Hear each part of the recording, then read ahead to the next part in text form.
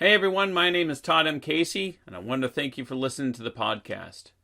I wanted to tell you what's in store for the podcast moving forward. I try to make at least one interview available per month. It's free, but I'm always open to donations if you want to support it. If you do, you can head over to toddmcasey.com, click on the store link, and you can donate. Any amount helps. For this month's interview, I sat down with George Pratt in his studio in Florida. George was an instructor of mine back at the Illustration Academy in 2006, where I did a summer intensive for about 8 weeks. George studied at Pratt in New York City and worked with Jeffrey Jones, I think it was in the 80s. But he also worked as an illustrator and comic artist. He has a lot of stories to tell, and you're going to hear them. He now paints and teaches painting at the Ringling College of Art in Sarasota. His work crosses many genres, from comics to illustration, and also into fine art. His work deeply inspires me, and above all, he's just a wonderful human being. This interview is about 2.5 hours, so I hope you enjoy all the stories he has to tell. Why don't we start with where I met you, and then that should lead into all the stories, and tons of good stories. So you were an instructor at Illustration Academy when I was there in 2006. God, it's a long time ago now, you know? Crazy, right? Yeah. But yeah, you were super influential on, the things that I don't want to say a kid at the time, but just trying to figure it all out. And you were just coming in all the time doing these rock and roll things, and you had. You didn't realize that we were all just trying to figure it out too. I know, but isn't that the beauty of it all? That you're just kind of like a step ahead, or like, I think the thing that I was noticing is that you guys were always interested in like what Mark was doing all the time, or what everybody else was doing. Yeah. You were always like, "Hey, Mark's coming in. We have to watch it." Like, if you want to talk about, maybe we could talk about that. Man, because, when I was in school, Mark was one of the gods. I mean, still one of the gods, but he was, if you went to the shows, it was the Mark show and the Bob Peak show and the, you know what I mean, the Society of Illustrators. Bernie Fuchs. Right? Fuchs and now Heindel and Fred Ottness, and, it was just Brad Holland, they were the pinnacle. Yeah. And they were the guys that were alive that were killing us, and then there was, Pyle and Wyeth and Dunn and those guys, but this was living history. The work they were doing was just like, and if anyone had told me when I was in school that I would be teaching with those guys, it would have been like, yeah, right. You know what I mean? Because everything more, Mark was like Jeff in that sense. It's like everything he did it just fell out of him. You know what I mean? And that was the beauty of Mark, I thought, was that he was so humble about it. And two, he couldn't really explain it, And I remember John English, when we did the San Francisco thing at Academy of Art. That's where we met. Yeah. That's what I did for a week. And then I was like, oh my God, this is amazing. Okay, well, do you remember when Mark sat down to do a demo? Yeah, he put tar on it, right? And the teachers from Academy, John and I were in the back watching all this go down, and the teachers in the back from the Academy were telling students, okay, you understand what's happening here? This is what he's doing. And they were saying things, and John looked at me and he goes, that's why they can't do this. Yeah. Because that's not what he's doing at all. Yeah. Dad doesn't know what he's doing. Yeah. He's just doing. Yeah. And that was the difference. There was no rhyme or reason to it. It was like this, it feels right. This is what reactive. Yeah. Yeah. And we were like, we were giggling about it because it was like, yeah, so we'll never be able to do that, like, holy shit, but yeah. And that was the difference, was like, and we talked about it in the car, the other day, was was that the incredible thing about the academy was you had like Gary Kelly, Chris Payne, Mark English, and if anyone could rest on their laurels, it was those guys. And yet they were like so jazzed by anything that they saw. They were like, oh my God, like they were still able to be shocked about things and excited about things and ask questions about things.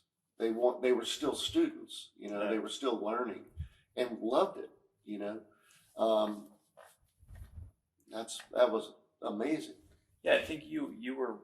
I think we were talking about earlier too, that you had kind of got into printmaking, and then Gary was like, "Oh, that's cool," and then he started doing it, and Sterling was doing it. Right? Well, no, Gary definitely was already doing it, but I brought my press in to Richmond, and I also then when you came here, I just brought it in to the school, but. We just did I was like, hey, and I talked to John. I was like, hey, you want me to bring my press up? He goes, if you want to do that. And I was like, yeah. So I loaded it into my now ex-wife's car. And we set it up, and Gary and I did sort of tag team demos and we had very different sort of approaches to it, because he would use, Gary likes working on plexi. Yeah. And at the time I was using copper, and Gary got me using plexi later, and I really like it. Later, I got Gary into the idea of playing. He was doing something with monotypes, and I said, "Well, yeah, but why don't you do some transfer monotypes?" And he's like, "What? What are those?" And so I showed him, like, just roll the plate up, lay a sheet on it, draw on it, and rub, and play, and then peel, and you're home. You don't even need a press. And he was like, what? And he's like, so he started playing with it and was into it. Yeah. And, but that's that thing. It was like this back and forth stuff, Yeah. Which was awesome. That's what I love about that time when I was there, was that there was just a vast amount of ideas on how to create art. And it wasn't like one pedagogical way. Yeah. And you got 7 instructors that did it. It was like everybody brought something different, and everyone was drawing in their sketchbook. Baron's story was there. Yeah. He was presenting, I think, and we were just inspired by like the diversity of all the ideas there. Yeah, Baron's a force, and he's the guy that would he was the guy that when I was in school, he was my academy. He and Jeff Jones was, that was my academy. But Baron was he was the only instructor at art school at Pratt that did demos. Mm-hmm. He that actually would even draw in front of you, Mm-hmm. Everyone else, they wouldn't do that. They wouldn't even show you their work. Yeah. Because they were like, well, I don't want to make clones of me and whatever. It's like, I don't know. Yeah. But I did see Jerry Contreras sit down. I remember a student was doing something on Canson paper. It was a centaur. Mm-hmm. And Jerry was, he's a short guy, and he was like, no. He goes, no. And he took his glasses out, and he put them on just on the tip of his nose, and he goes, this is a centaur. This is a mythical creature. And he said, and he started, and you could see him you could see him feeling it, you know what I mean? And then he took this felt tip pen out, and just directly on that drawing, he pulled the chest back and the hands, and he was like, no, it's it's prancing, it's this, and he was just, oh yeah. He was like, and it was there, and you were like, what? Holy transformed shit. into a centaur. Yeah, I mean, it was and over this girl's drawing, it was a whole other thing. Wow. But it's the only time I ever saw Jerry draw. But Baron would come in, and he was carrying these things, these suitcases full of supplies and stuff. And he's like, okay, he said, and this is 82, and he was punked out, black leather, Doc Martens, white. He looked like Billy Idol, white hair. And he said, okay, he goes, how many? He goes, everybody knows what this is. And it was like a piece of typing paper, copier paper. And he goes, a piece of copier paper. He goes, do you know how much abuse this thing can take? And he goes, check it out. And he sat down and like exploded on this thing. And we were like, you know, and so that was a revelation because no one did anything in front of us. Yeah. And Barron was all about revealing it all. Like, I no secrets. Here it is. Yeah. You know, and Kent Williams and I took Barron's class, and we signed up. We're like, oh man, you know, and so we were doing it, man. We were doing everything he was telling us to try. And at like a week or two into the class, he was like, I need to see you and you outside. And we're like, okay. We go out there, and he's like, what are y'all doing in my class? And we're like, what do you mean? He goes, this is a junior class. Y'all are sophomores. We're like, oh, I don't know. We just signed up for it, you know, like, and he's like, well, if you don't say anything, I won't say anything. We're like, yes. So we got to stay in there and just keep cranking, you know? Yeah. And, but yeah, that was like, that made the difference. That was one of the big things that made the difference for us at Pratt. Yeah. You know, yeah.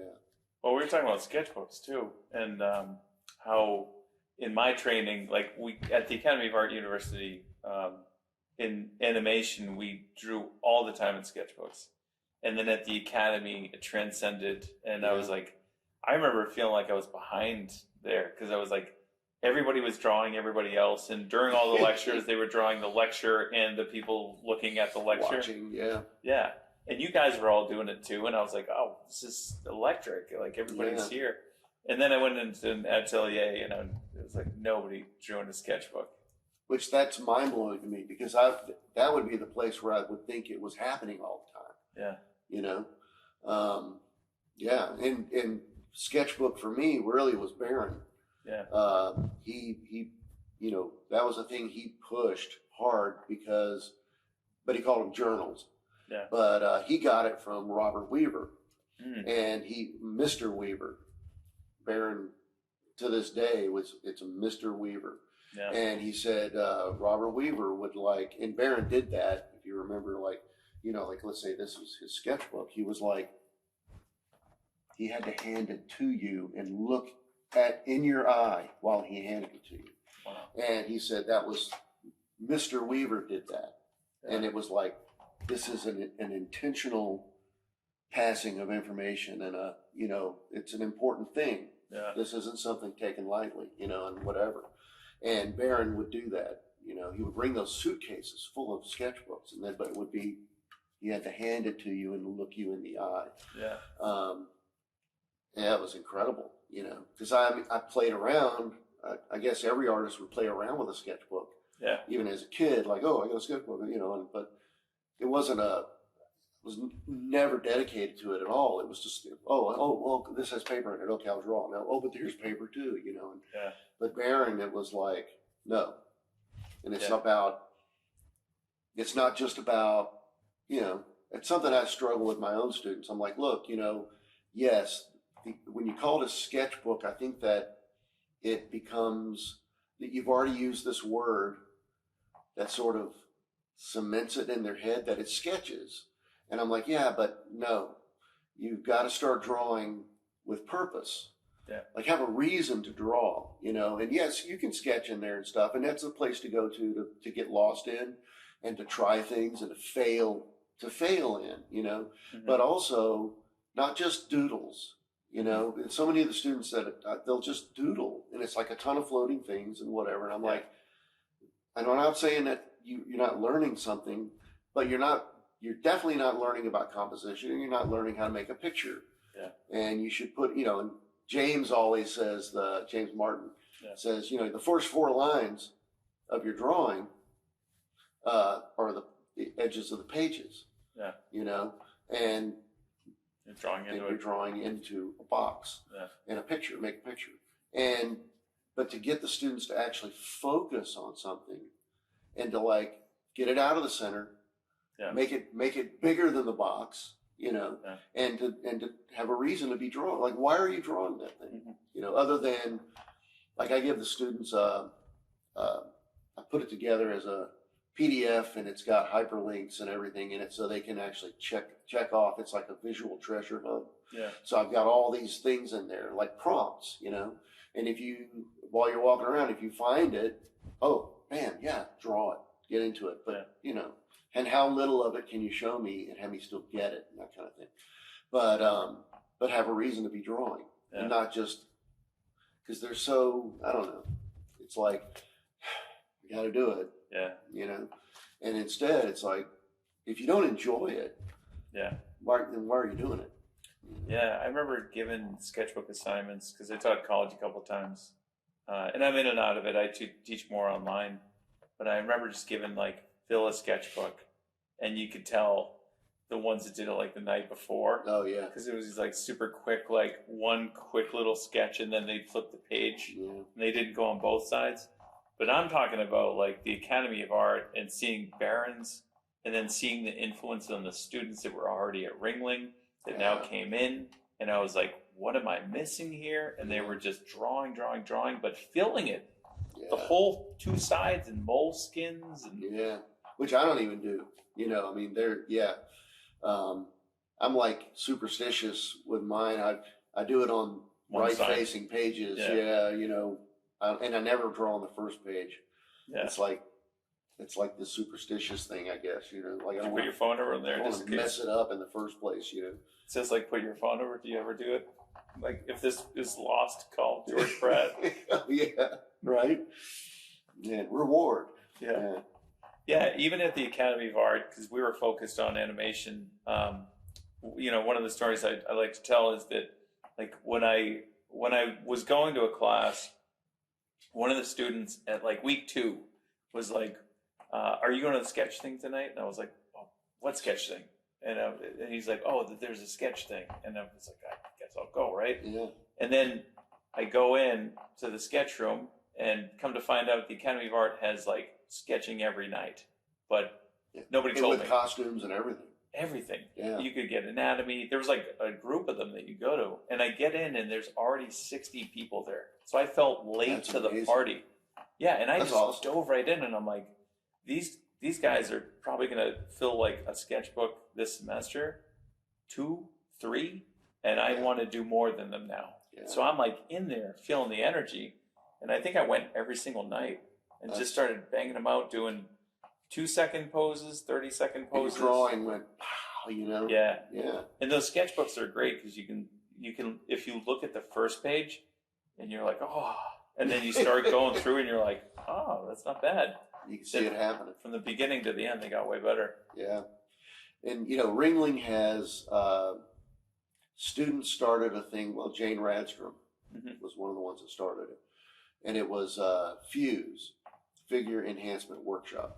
And it was all run by the students. The instructors, we could show up and draw, but no input, no teaching is going on. You come in, you can draw whatever, however you want to draw. And they would have different nights for different poses, like long pose, short pose. Yeah. Ringling did very little, like we're getting into really like beefing up because I don't know, Tim, I can't think of her name, but Serafina from Academy of Art is now here, and she's in charge of all that, which is the influence. And she's awesome. Yeah. And so she's got that whole thing going, and like costumes and this and that and different nights. And what about Halloween night? And whatever, Yeah, we had a costume carnival all the time. So she's like reinvigorating all of that stuff. It's pretty cool. That's amazing. Yeah. So in addition to all that, we talk all the time on your influences, and we talk about Rosetta, of course, Pyle and all that. But I know Jeff Jones was a huge influence on you. You want to talk about Jeff? Jeff. Yeah, Jeff, awesome. Yeah, Jeff was my god, from the studio. Well, and that whole group, the studio guys, Bernie Wrightson, Jeff Jones, Mike Kaluta, and Barry Windsor Smith had already had known their work and were comic books, and Jeff I knew from Lampoon and book covers, the odd, creepy and eerie thing maybe, but Bernie Wrightson Swamp Thing, you know, and his early House of Mystery and all that stuff, and covers. I would buy the books, the comics, just for their covers, and Kaluta too. Yeah. And then Barry Windsor-Smith with Conan and all his work, you know, and that was like revelatory. It was such a great time to read comic books, you know. It was just all those guys, not just those guys, you know, Neil Adams and, you know, God, go through the list, Ray Morrow. Now I'm going to draw a blank on everybody, but like Joe Kubert, Russ Heath, they were all still inventing ways of telling stories, and it was in there. And the thing that was so cool about it too is like the work was all different. They looked like themselves, you know. And I go to look at comics now, and it's sort of, I mean, not that you don't have that somewhat, you know, but there's a lot of sort of sameness to the work now, you know, like everybody's dipping in the same well or whatever, you know. And those guys, you know, so then that book comes out. Like, again, I went to a year of university in Austin. Well, I was in Georgetown, Texas, but I, you know, would haunt Austin because of Austin books and Conan's Pizza with all the Frazetta paintings and, you know, but like Austin Books was amazing because they had original Wrightson sketches and things hanging up, and Kaluta and Jeff Jones and whatever. And I remember going there one time and like Yesterday's Lily, the Jones book, and the studio book, and then also Walt Reed's The Magic Pen of Joseph Clement Cole, and it was like that was gold, you know what I mean? And then those all came with me to art school a year later, and they were an Idol, you know, Jeff's Idol book from Dragon's Dream. Those things were my Bibles, you know. Kent Williams, that was all, you know. But then our generation, you know, Mignola, Sincab, all these people, those were the touchstones for us, you know, that were blowing our minds, and because they were taking it to a different level. And I heard a lot of stories, you know, they were young guys, and the old guard were like, you know, like they would spend a week on a page, you know, because it was about the art, you know. And then the old guys were like, I've got a family, I've got car insurance, I've got food, I've got, you know, I can't do that, you know. And it's like, yeah, but they are, you know, that kind of thing. And it was like, you know, so for us, it was like, yeah, it's about the art. It's you know, and it's not, and like at art school, at Pratt anyway, comics were a no-no. You know, that was verboten. It's just not talked about. You know, it's just, they weren't, I don't even think there wasn't, as far as I remember, there wasn't a comic club, you know, or any of that stuff, you know. But we all wanted to do comic books. Yeah. And we did have sympathetic teachers, like Barron totally got it.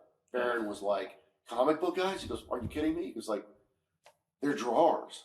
Yeah. They draw everything. They draw every day. Their lives are all about drawing.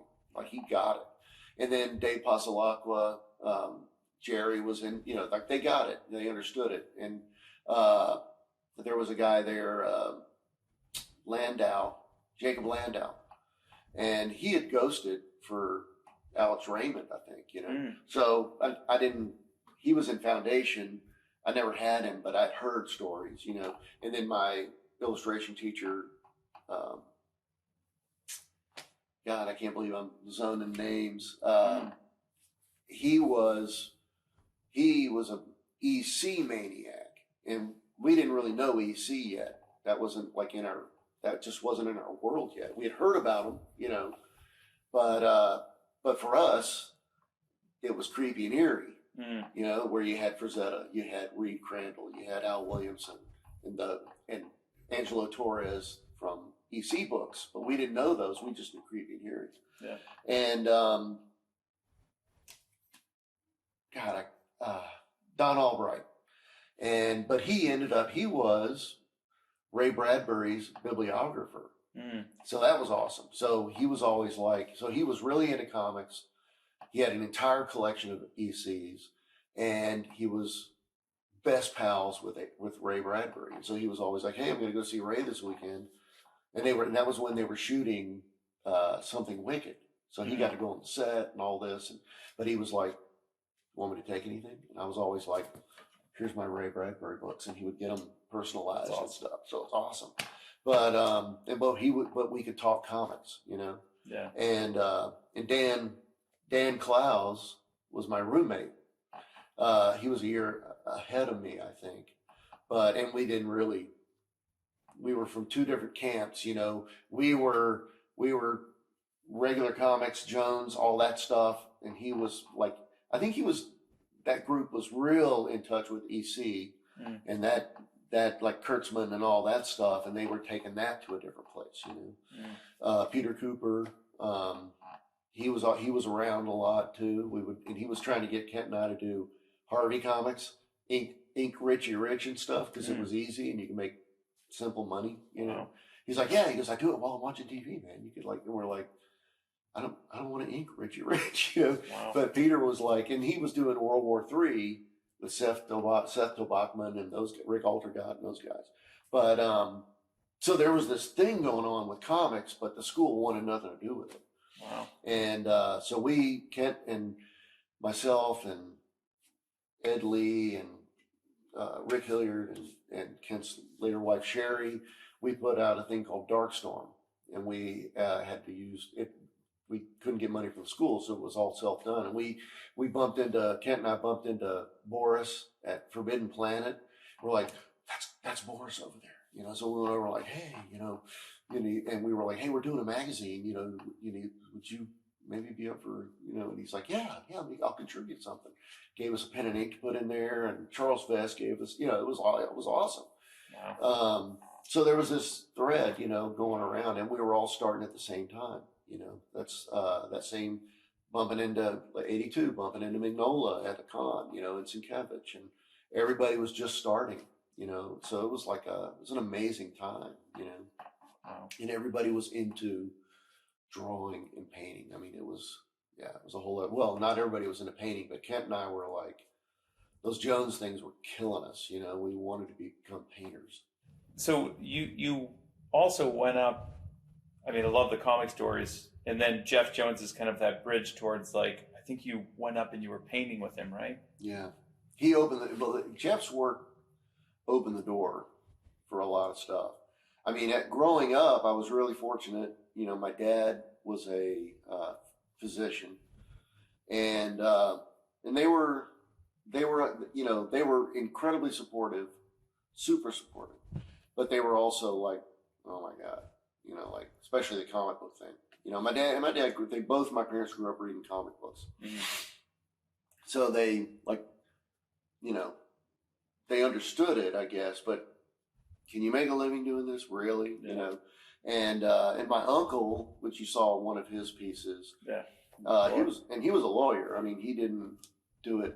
I mean, he had shows and things, but he was accomplished. I mean, he could really draw and paint. But, and that was like magic to me, you know, because on holidays, Christmas, he would come. We would go back and forth, you know, to the 1 year would be over there, and he would come and we'd be in front of the fireplace, and I'd be like, draw me Sherlock Holmes, and he would like draw him with the magnifying glass and the deerstalker cap, and it was magic, you know, and. So my parents got it, but they were into art. You know, my dad had books.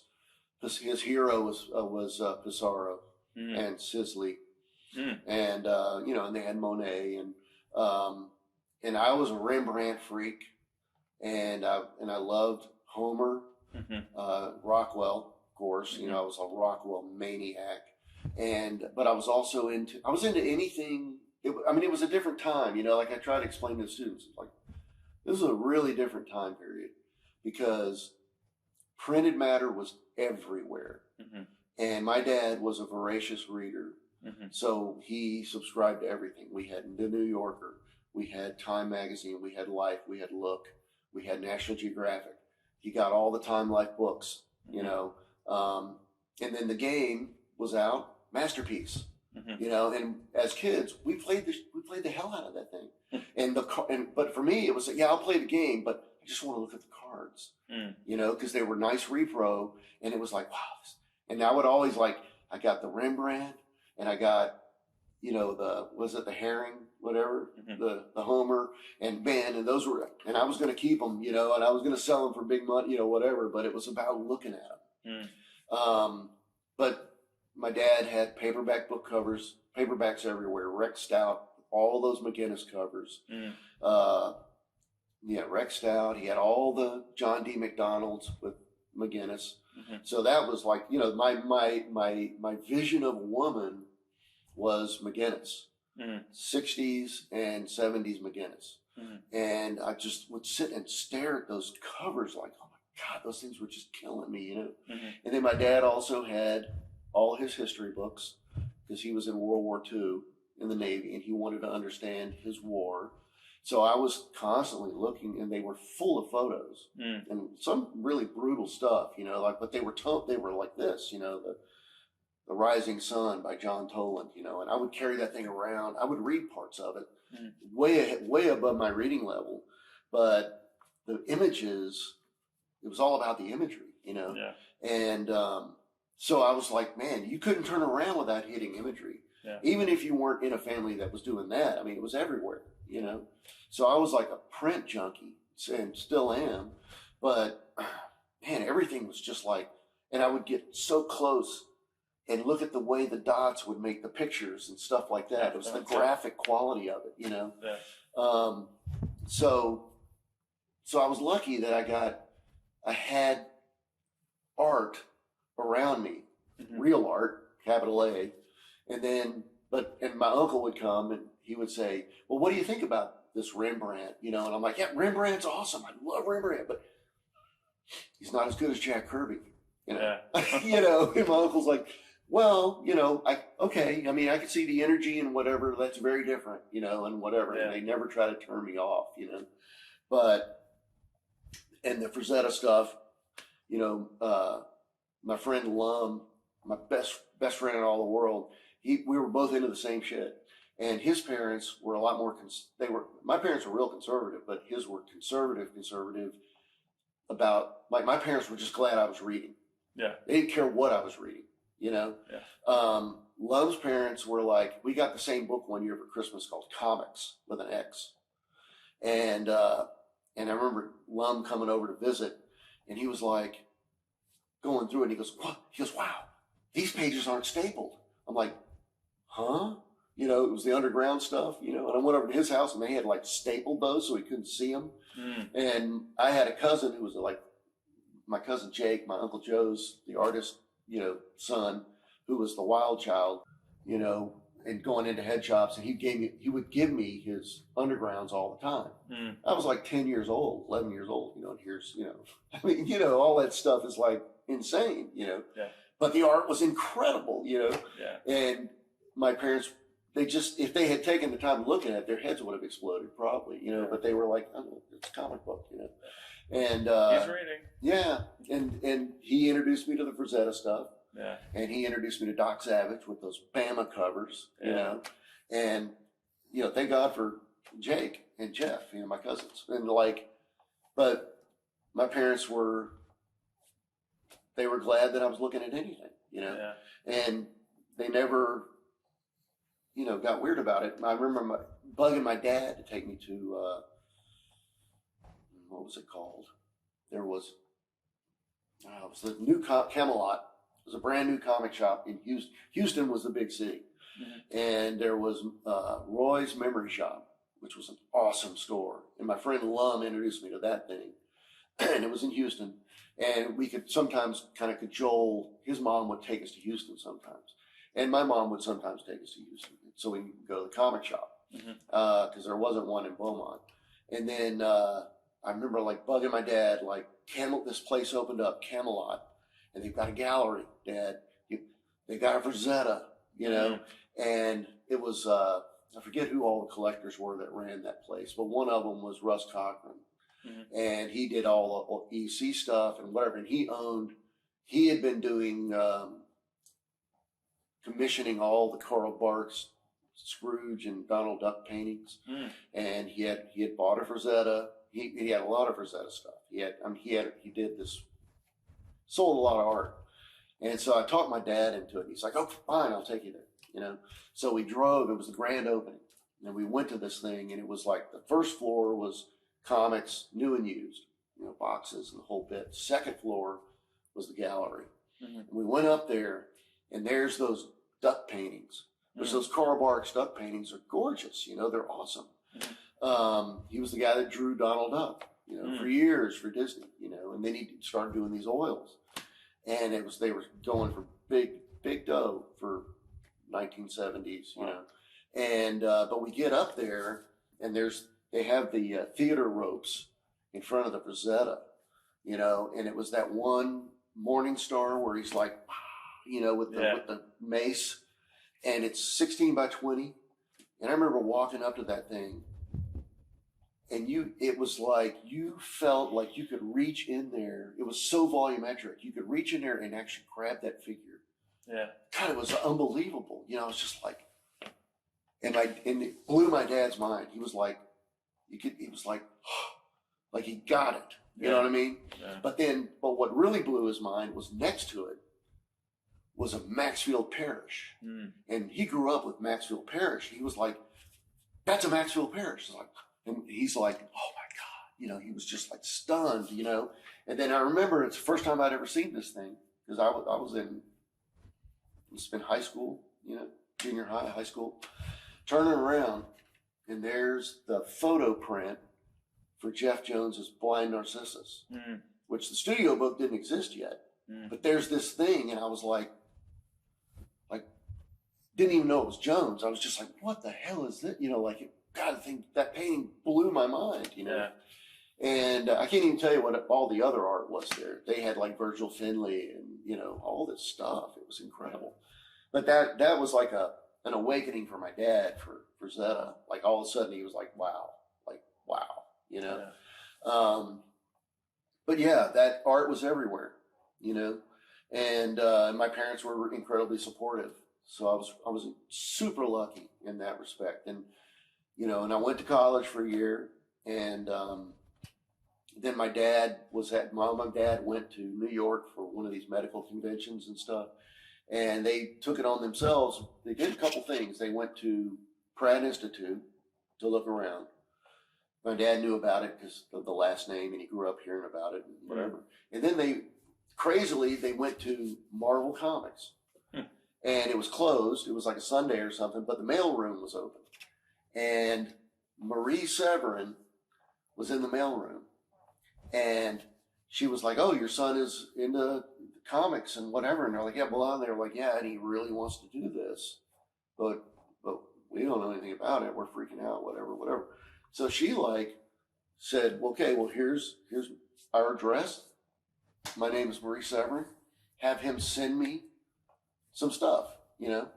And so that's awesome. Sent stuff, and she wrote back. She gave me a really nice letter, and said, "This is what you need to know and learn," you know. And she sent all these Xeroxes of pencils. Wow, it was incredible, you know, Mike Zack and from Kung Fu and all this stuff, you know. And it was just like, you know, and then I think, and it took her a long time to get back to me about that stuff I sent, but she did get back, you know, and but that they did that was pretty amazing. And my dad said, look, he goes, and I was in, you know, university and joined the fraternity, had a girlfriend, and was like, man, I'm set, you know. So, you know, and my dad's like, look, I'm just saying, I will help you do this. Yeah. And here it is. That's awesome. Know, and you need to either go, he goes, I will help you if you want to go to film school in California, or if you want to go to art school. But here it is. Take it or leave it. It's now or never. Yeah. And I was like, I don't know, you know, like fraternity's pretty fun, girlfriend, whatever. And I was like, yeah, I better do this, you know. And because up all that time, you know, like we were talking in the car, you know, I mean, I played sports. I was like pseudo jock, you know, where my friend Lum wasn't, and later was more of a jock than any of us probably, you know. But like, I didn't get picked on because I did sports. because I was a comic nerd, big time. I was a major comic nerd, and Lum was too. Lum got picked on all the time. Yeah. But that's all we did. We ate, slept, shit, comic books and movies, you know. And so we were making home movies all the time, cutting film, editing, splicing, and then we were doing our fanzines. I'll have to show you those. I got those. That's awesome. And we did fanzines, and we had, you know, subscribers and whatever. And every first Sunday of every month, we would do a new issue. And we would write the stories on the Selectrics and do the dummies up, Xerox them at his dad's office, which we called our prototype publishing building, and you know, all this. Yeah. And so it was like, and I didn't go drinking with everybody and go to the beach and go to Rollover Pass and near Galveston and whatever. It was like, I was so happy just staying home drawing and reading comic books, you know, it was the old thing, you know, go to your room, snag, you know, all my shit's there. Oh no. Yeah. You know, that was, remember Brent talking about that. Yeah. You know? Yeah. You see him there splitting the atom, and his mom's like, get outside and whatever. He's like, you know, he has to go. I have to. Yeah. And he's like sitting in a mud puddle, like, now what? You know, but, yeah. So it was like, I better do this, you know? And the cool thing about having spent all that time doing all that, one, just because it was such a great time, you know. Yeah. It was, in some ways, wanting to be an artist and wanting to be a comic book guy was so much more fun than actually doing it, you know, because it was just dreams and it was huge. And we used to sit there, Lum and I, we'd get the New York phone book, we'd go to the library. We had to bike to the library, and we would get the New York phone book, go through it, and like, Neil Adams. We'd write it down, and, you know, and we'd go to Lum's place, and he's like, okay, call him. And I remember trying to call Neil Adams, and like, I can't do it. You know, because we were shitting bricks, you know. It was, oh my God, that's a God on the other end. It's not going to happen. Yeah. But, but the cool thing was that, like, you were talking about taste, you know, and I was lucky, or whatever, that I had good taste. I was looking at Jones. I was looking at Wrightson, Al Williamson, Frazetta, Barry Windsor Smith, Mike Kaluta, you know, I mean, McGinnis and whatever. And so when I got to art school, I remember going into drawing class, figure drawing, the first day of figure drawing, and like scared out of my mind because I really didn't know how to draw. All the things I'd done to that point was me copying my heroes. I mean, literally copying them. And then I could put them in different situations because I had this like photographic memory of all the comics. Yeah. And I was like, oh, I need a guy doing this. Oh, that's on X-Men, whatever, up this page. Well, there he is. Oh, yeah, okay. You know, and I could create my own stories, but I was looking at people that really knew how to draw, like Craig Russell, and, you know, go down the list. And like, so I was scared to death because I didn't really know how to draw, but I got to that class and the model came out and it was like, okay, I know what I'm looking for. Yeah. You know, and didn't mean I could do it, but I knew what I was looking for because they all did. Yeah. You know, so it was like, wow, I sort of had a leg up on some people. Not everybody. I mean, there was Scott Hanna was there. We all met like within that first week. You know, Kent, me, Scott Hanna, Ed Lee, Rick Hilliard. You know, this group of people that were just comic junkies. And Scott had grown up with his mother. His mother studied under J. Howard Sandon. And so Scott already had like chops, and he had like all this knowledge from being around his mom, you know, understood anatomy and stuff. And I remember the first day I met Scott, he's like, we went up to his room and he's like, yeah, here. He took a sheet of paper and he said, draw me something. And I was like, oh shit. Cause I don't do anything out of my head, you know? I was like, I'm like what? He goes, draw me Batman. I'm like, man, it was hard. It was a nightmare, you know? Yeah. And he's like, really? Like, that's what you've got? You draw Batman all the time now. Yeah, but I was like, yeah. And he's like, we did, you know, this beautiful, I'm like, oh my God, what have I gotten into? You know, like, holy shit. Like, this is going to be rough, but it was like also I had aligned myself with the right people, you know, and they were serious. We were all really serious about what we were doing, and I mean, it was just like, but having studied, loving up on all these comic book artists, because originally it was the stories and the heroes and all that, but then there was this shift where it was like, no, it's about the art, and it was about the stories, and then all of a sudden it's about the art, and it was like, oh yeah, and there were great writers in those things too. People can laugh at it, but there were great writers. Steve Englehart, Don, don't tell me I can't think of his name now. Don McGregor, that were in Bill Dubay and Bud Lewis and whatever they were doing. Like those things are still powerful stories. Like it's not just nostalgia. You know what I mean? Like there's some serious, really great writing going on, and but really, the artists and those artists. It's hard to. I mean, maybe I've talked about it with my students, but those people became like my best friends, and even though I never met them, but I had met them. Yeah, does that make sense? Yeah, you're on the same path. Yeah, well, and it was just they were talking to me. You know what I mean? Yeah. And it was like, but if anyone had said I was ever going to meet those people, that would be a whole. I would have had a heart attack or something. But that was the beauty of it when we were talking about that too, about art and artists. It's such an open, people are glad other people are doing it, and in comics it was like, come on in, no age, there's no age barrier. It was like, when I met Kaluta that first time, I got there at 8 that morning and we were on the floor pulling out Muka books, and like he was showing me Muka drawings, and we played a guitar, whatever. And I was there till 8 that night. I was there 12 hours. Yeah. And we had lunch, we had dinner, and he knew what that meant. You know what I mean? And he made that like one of the most special days ever. Yeah. And it was just like, but there wasn't like, he wasn't talking down to me. I wasn't a kid to him, and I was 19, 20 years old. And, but it was just like, you're into the same shit I'm into. Yeah. Check it out. Like, have you seen, because I was a Muka freak, but have you seen the, Slav Epic? Boom. And it was like, because they had sent someone to photograph some of that stuff. And it was like, what? Like, holy shit, it was incredible. So it's this amazing place where they're just glad you want to do it, and they're amazed that anyone knew who they were.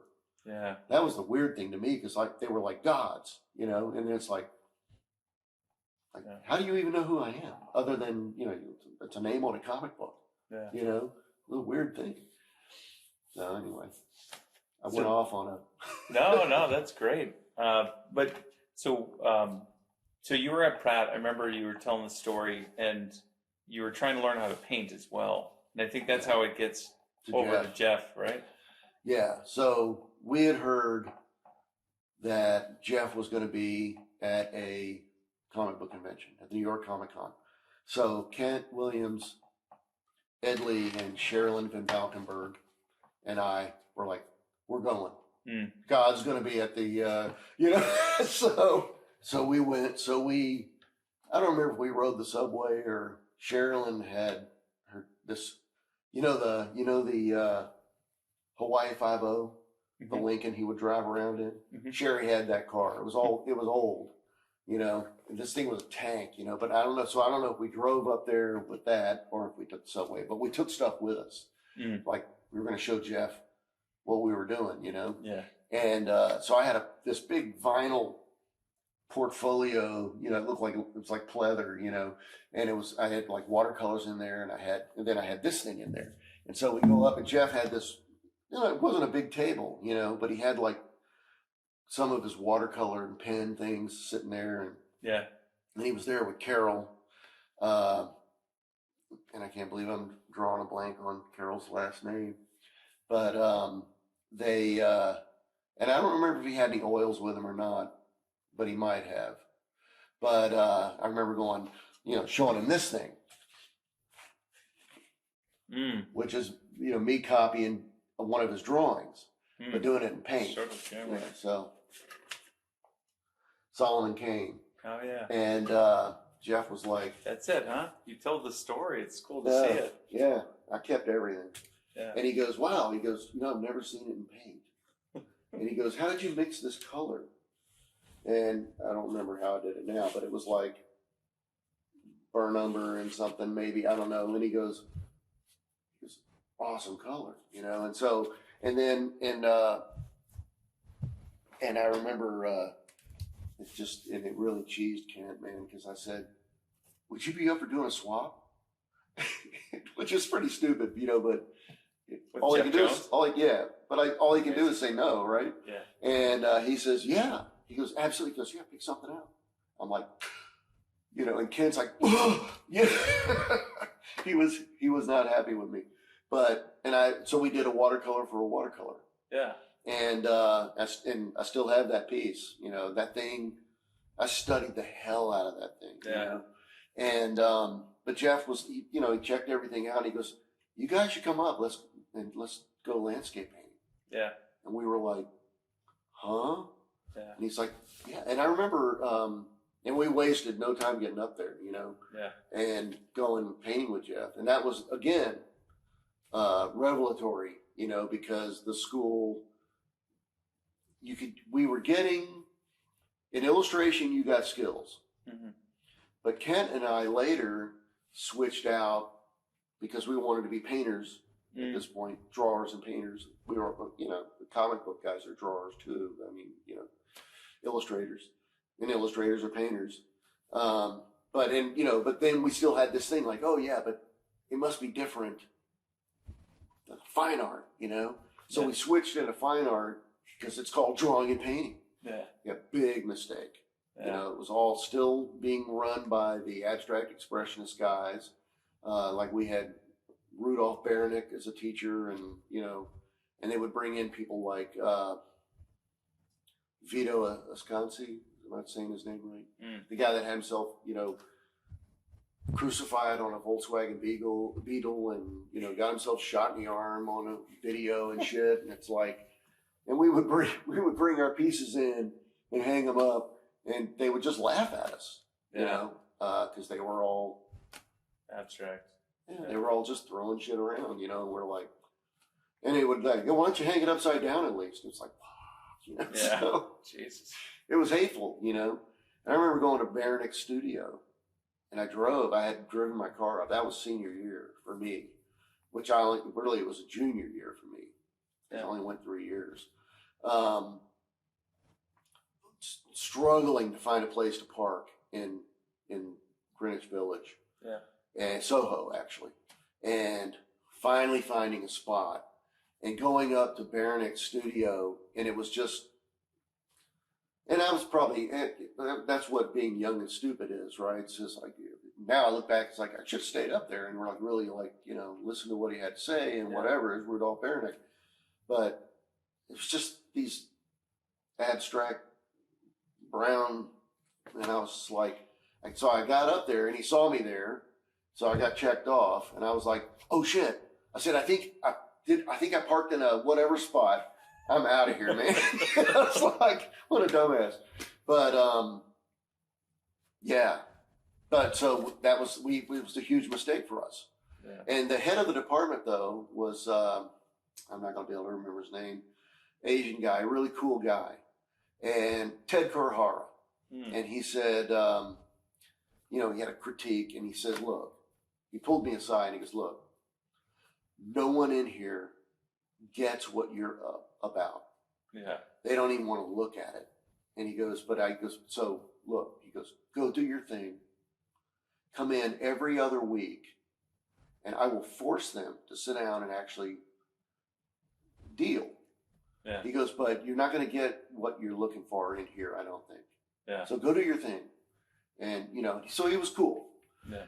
So Kent and I had a car. Kent had a car too. He had this beat up old Volkswagen that where you could like see the road through the floorboard. We were like, "Oh shit!" Hope it doesn't rain. And the horn didn't work. It's like, And so, but I had a Datsun 310 that my brother had almost burned out when I didn't have it up there, but it got fixed up and I drove it up my quote unquote senior year.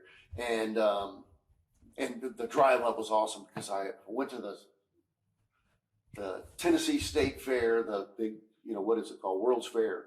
And I was bored out of my mind because I didn't have anybody to share it with. It was just me wandering around. I was like, hey, I'm out of here, Yeah. So I got back in the car and I drove and I was like, I'm going to the Brandywine.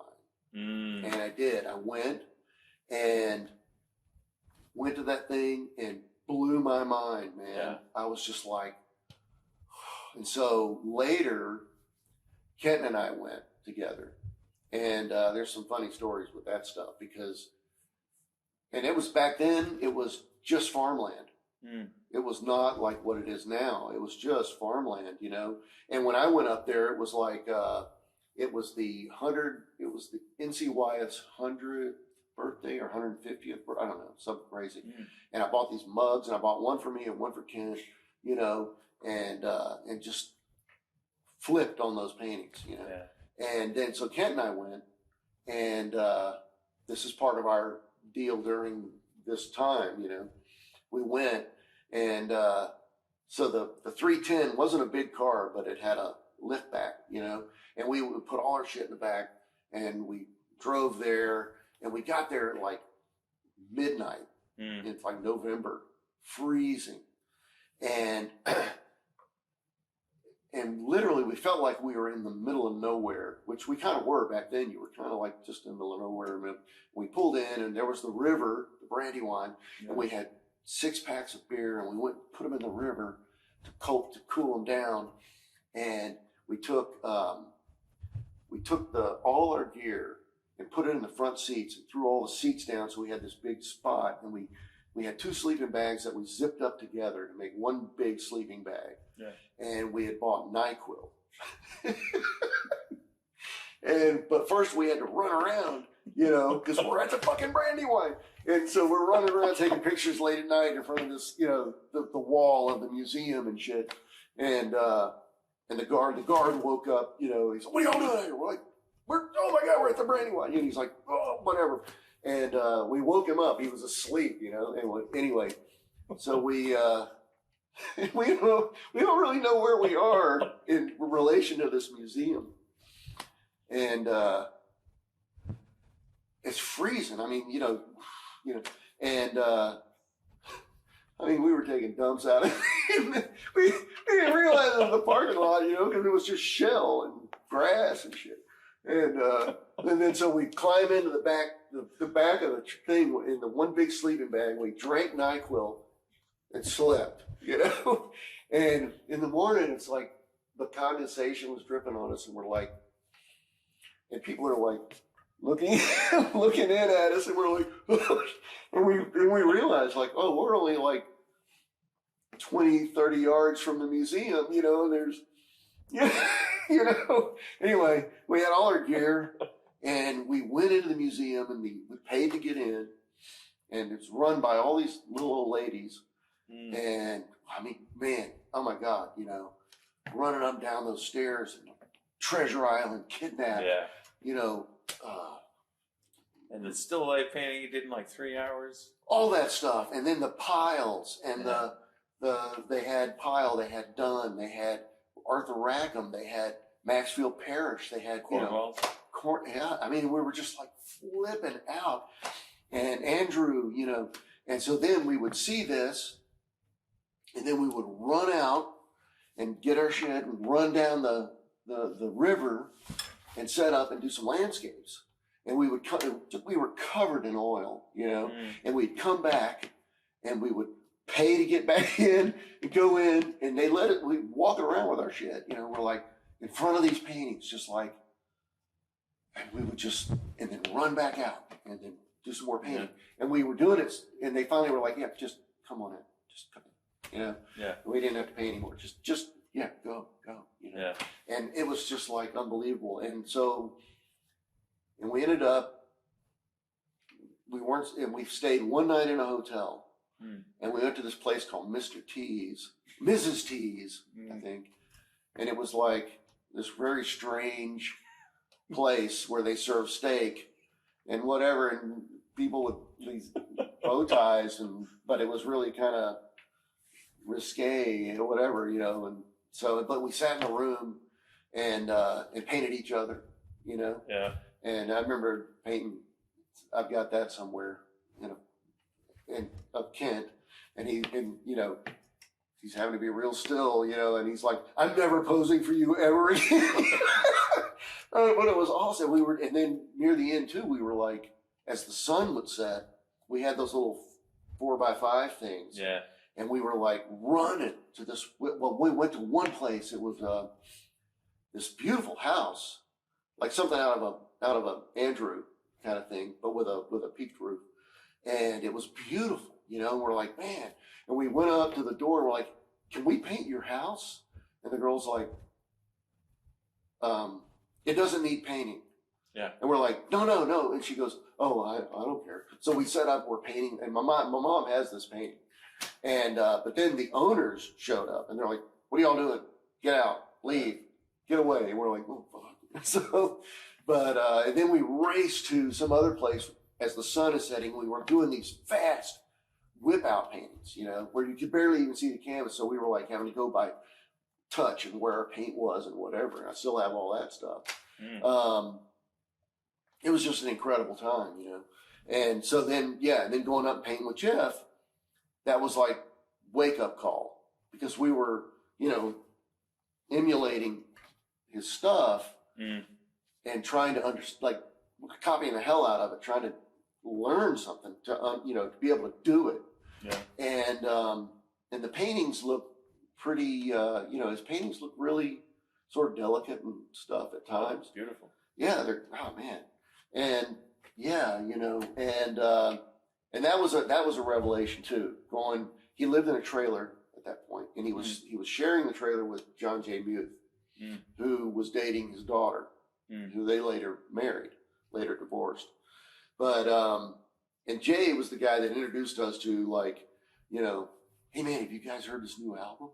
And it was U2's, you know, War and stuff. We're like, huh? You know, and but we met Jay through Jeff, and we met Alan Spiegel through Jeff. And then before we went up to paint with Jeff, we were at the New York Con, and Roy Krinkle, who was Frazetta's pal, but who was older than Frazetta, and he sort of inspired all those guys.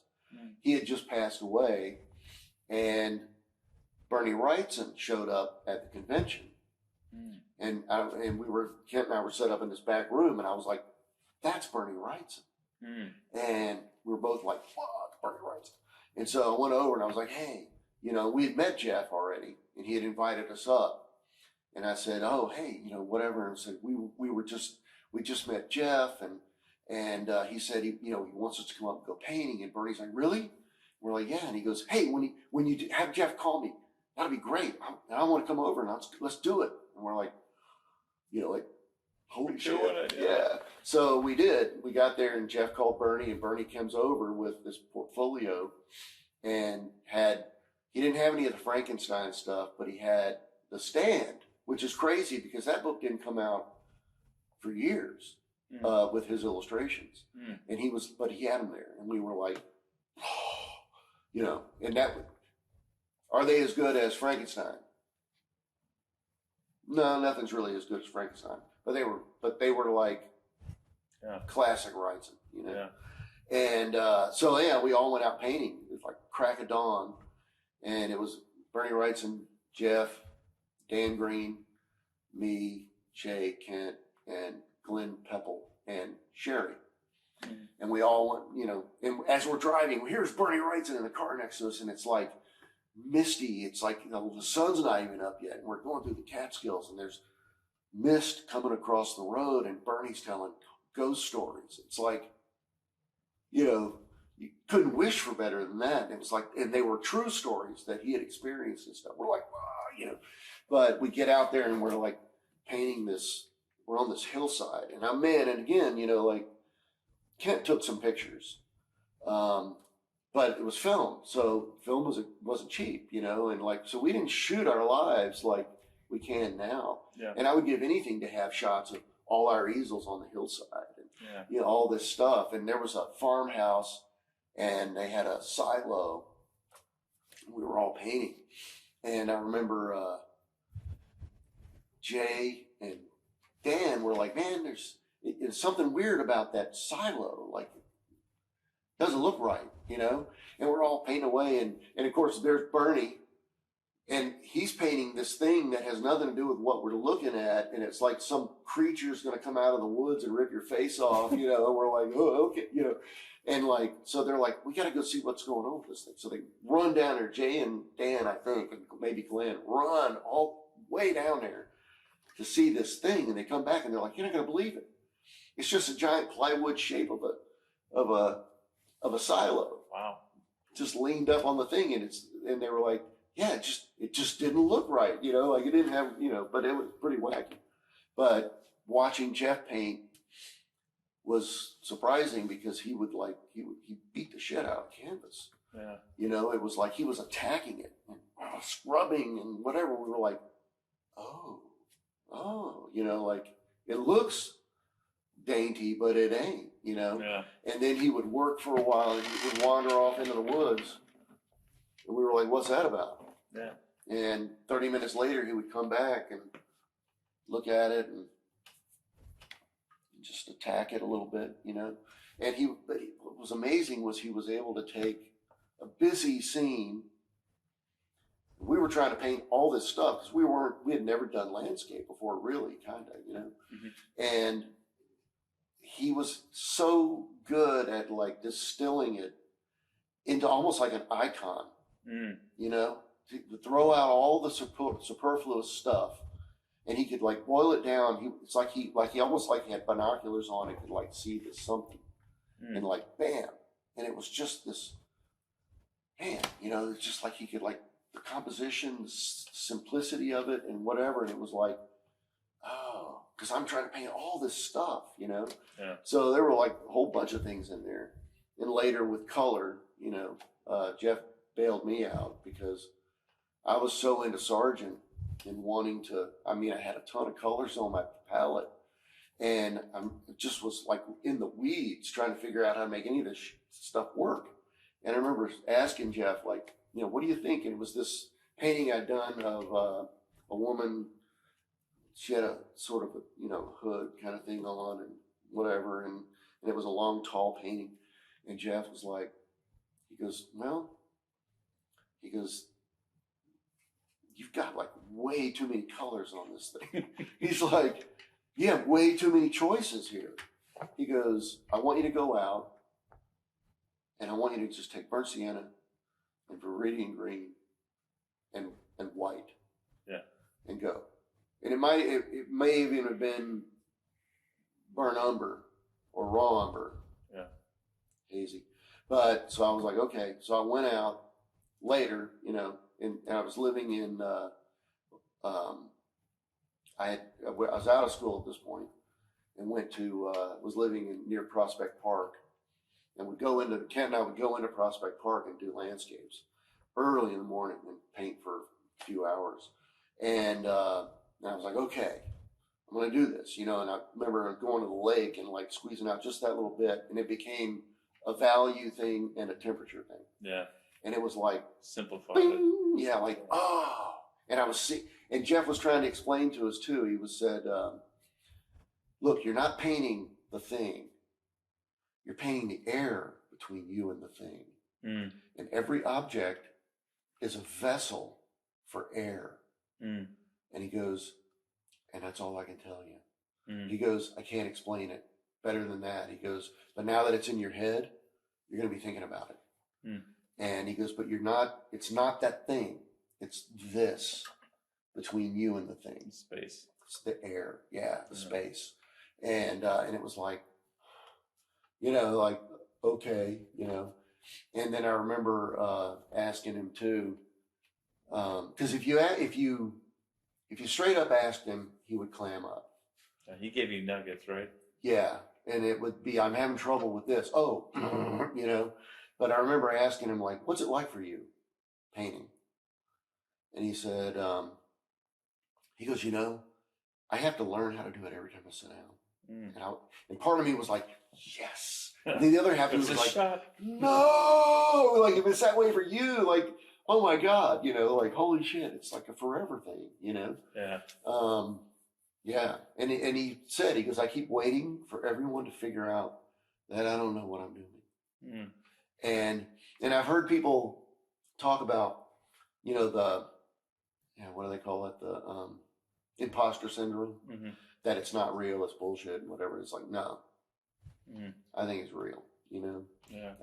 And Jeff definitely was struggling, or I don't think it was something he just said. I think he really believed it, Yeah. And that was what Kaluta said to me. He said, yeah, Jeff, he goes, Jeff was always, it's in the documentary about Jeff. Kaluta talks about that. He says, Jeff was always like, it's not like something, I think I'm doing it wrong because whatever, what is too easy, it's this, it's that. And he goes, Kaluta's like, no, man, no. Like, that's the way it's supposed to be. Yeah. And he goes, but that's not the way it is for us. So Jeff did things, he had issues, substance abuse issues. And Kaluta said that was Jeff trying to make it difficult for himself. So that he had to earn it because he could just do it, Wow. And there's truth to that, but with Jeff, but and Kaluta's like, we all wished that we were like that because it was just, you could just do it. Everything, it was just gorgeous, the whole other world, but those, and there was and Jeff, he didn't like being the God. He really didn't like it. And near the end of his life, he was in a halfway home and had transitioned, and the people at his funeral, like I went up for the funeral, they didn't even know who he was. And that's the way he wanted it. You know what I mean? They had no clue that Jeff was Jeff or Catherine. Yeah. And they were shocked, and he was uncomfortable with that being that person. Yeah. Yeah. And I remember asking Jeff when up shooting that thing, where I said, one, and it got cut out of the film, but I sat down with him with the studio book, and I was like, let's talk about the studio book, and got him to talk about going through it, and he was like, oh, and it didn't make it in the film. Something was off, they said, with the audio or something, I don't know. And I said to him, I was like, what was it that you saw in us? Because I know the work that we were doing. Yeah. And Right there. yeah, I mean, come on, why did you invite us up like that? Yeah. I mean, really, And he says, no, he goes, I could see that nothing was going to stop you guys. That y'all were lit. I don't know, I'm paraphrasing, like that you guys were like. You were after it. Yeah, you were like, I guess, like me. Yeah. I'm saying that. Like us. Yeah. And that nothing was going to stop you. And that, Kindred spirits. Yeah, which was surprising to me. I was like, I don't know if I had been looking at that, would I have made that decision? Yeah. So, wacky. All right, so I was going to show you Awesome. Wow. this, which ties into the whole Jones story. Yeah. You worked with Jeff. That's kind of your training. After that, you were hungry, obviously. Yeah. Jeff saw that you were hungry. Where did you go after that? It sounds like it's like the beginning of your career, right? Well, the thing about all that, connecting with those guys, right, was there was like I believe anyway, like a guilt by association. Mm-hmm. You know, the Painted Comics, they gave us a lot more credit than we deserved. Mm-hmm. You know, I think, but it was like, oh well, they're with those guys, so yeah, do your thing, kind of thing. And we weren't really with those guys, but we were around them enough that people, because of Alan Spiegel too, because we would all show together, so that gave us sort of like cred that we didn't really deserve. That we'll take it. Yeah. But and Jay was doing. He did some epic stuff that came out. And that's, we were like, and we had seen it, and we were like, man, and then we met him through Jeff. And then there was Scott Hampton, who later actually got to know Jeff really well as well. Yeah. And actually did things with Jeff. And we did a couple things with Jeff. We did some posters. We did a portfolio with Jeff and Dan and Bernie, and so again, it gave us, we were like, yeah, but it was like, yeah. So other people would see it, oh, those guys, yeah, so like we were lucky, crew, right? Yeah. So we were lucky, but yeah. So, but I was also. But man, I was into so many different artists. Like prior to the Jeff thing, I think it was prior anyway, I think it was the first year. So it was before Jeff. Kent and I had heard that Marshall Rogers, who was like, man, one of my heroes because he drew Batman. Yeah. Was going to be, and Marshall Rogers and Paul Gulacy, who did Shang-Chi, whatever, Master of Kung Fu, was going to be, they were both going to be doing a signing at the New York Comic Art Gallery, which was really this like kind of almost kind of a hole in the wall place. But so we were like, oh my God, so we got some of our stuff together and books to get them signed. Kent was a huge Gulacy fan. I like Gulacy's work a lot, but man, Marshall Rogers was ringing my bell, because of Batman. Yeah. And so we went up there, and Gulacy was a no-show. Yeah. But here's Marshall, and I'm like, oh man, so I'm getting him to sign my books and stuff, and I said to him, I was like, have you ever thought about having an apprentice? And he goes, I have thought about that. He goes, why? You want the job? And I was like, yeah. And he goes, okay. He goes, come up to Continuity Associates, which is where he had his studio space up with Neil Adams. Mm-hmm. Like, oh no, another God, Yeah. And he says, come up there, bring your stuff, and let me scope it out, and we'll see. I'm like, okay. So man, took it up there, and he took me in this room, and he went through it, and he goes, okay, yeah, you're hired. And I'm like, and I said, okay. And he goes, I got the first thing you got to work on. And he went and he pulled out the Spirit Jam. No one had ever done the Spirit before. And it was going to be this thing for Kitchen Sink to do the Spirit Jam. And all these people were going to get to do, I think it was 2 pages of this story. Mm-hmm. And Marshall had 2 pages. And he was like, here's what I need. He goes, I need a chain link fence here. I need, this panel's empty, but it's going to be a thing where it's these guys in like almost like a bell tower kind of thing, and whatever you could do, whatever, and he was just doing this. And I was like, holy shit, And I remember going back to school and showing Kent, like, oh my God, freaking out. And so I drew us into the strip. So it's me and Kent and Ed, we were the thugs, And I had to pencil it and ink that panel, but then I had to ink certain things, the things he didn't want to ink, Yeah. And so that was my first job, scared to death, and I got credit for it, which was awesome. Yeah. And then, but he had me coming in at night, because he didn't want me to have to pay rent to Neil Adams. Yeah. And so I would go in. He was in the very back, and I would go in, and he was in a little room. And he had a whole bunch of architectural books because he was so good at that stuff. He had all these architectural books.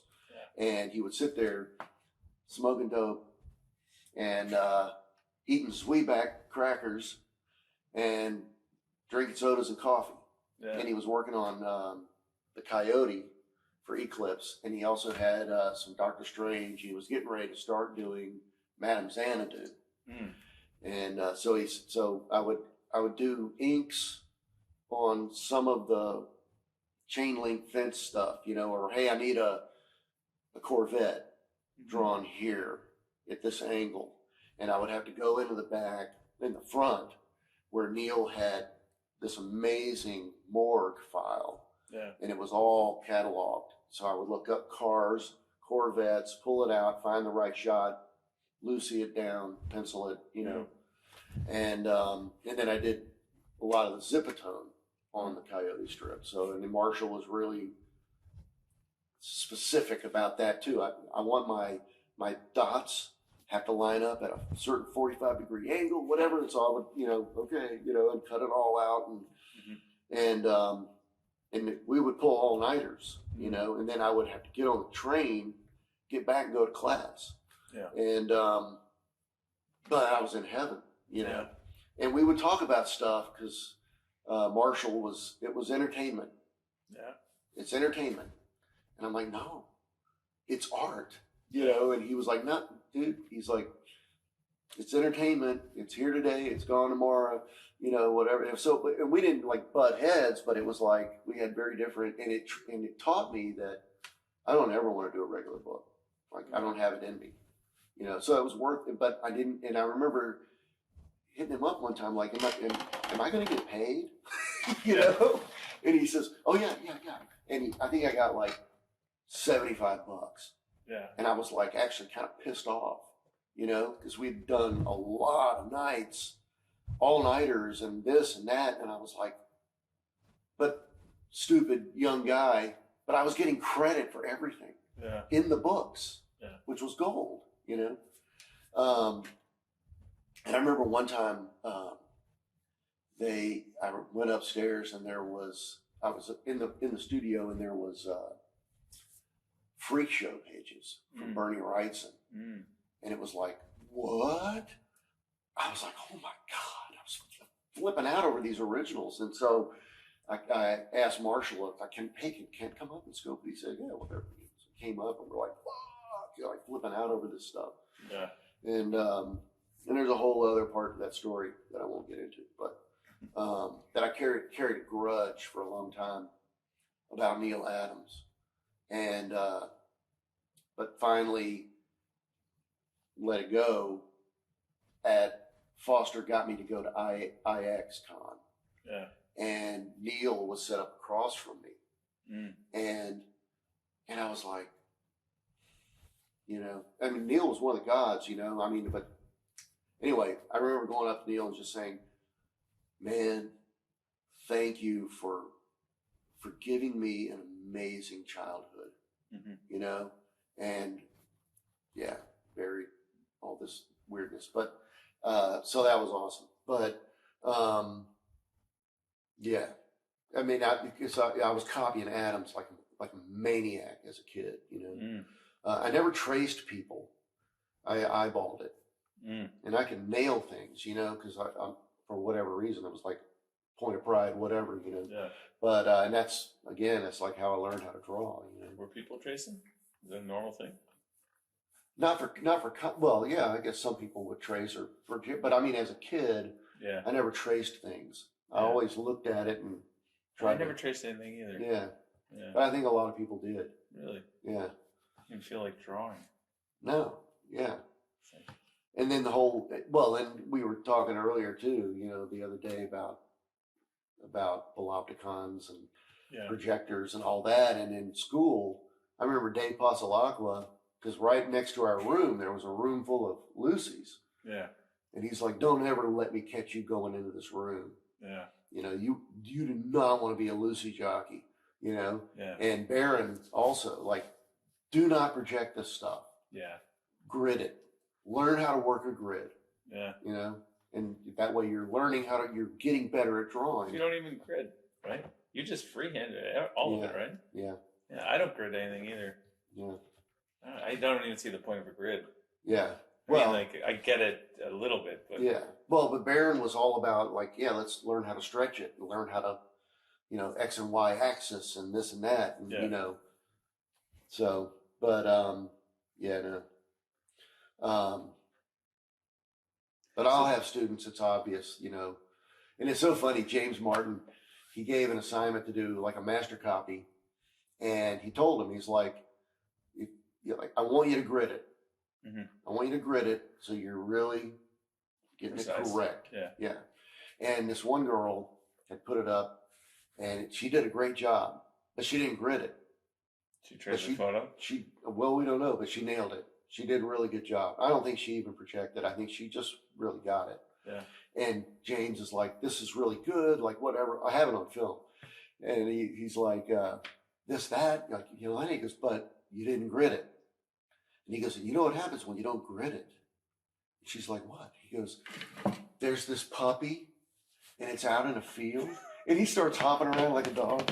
He goes, it's chasing butterflies and stuff. He goes, it's having the best. And then you don't grit it, and it dies. Everybody in the room was like, what? It was awesome. And he's hopping around like a dog. That's awesome. It was great. So the story is that sounds like it's the segue into kind of having a professional career, right? Kind of like doing all the apprentice work.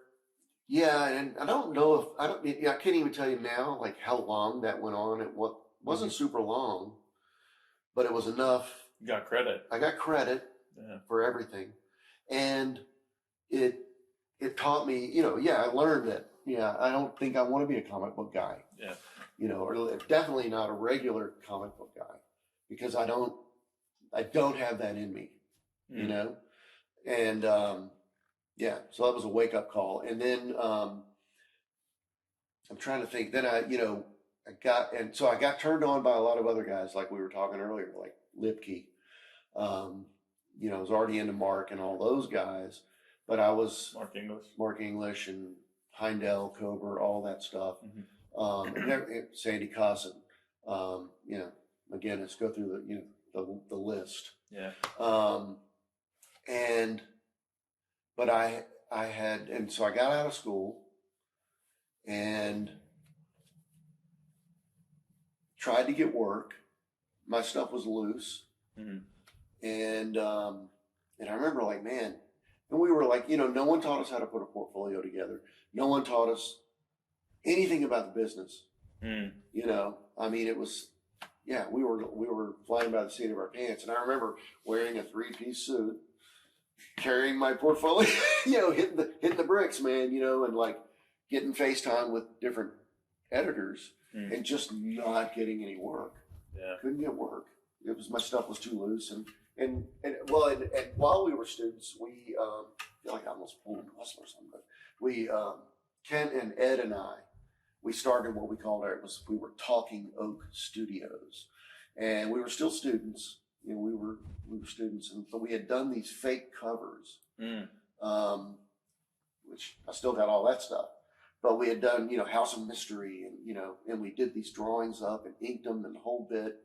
And we went to DC Comics. It was right before Christmas, and the Christmas break was happening. But we went to. They were in a different building at that point. It wasn't the.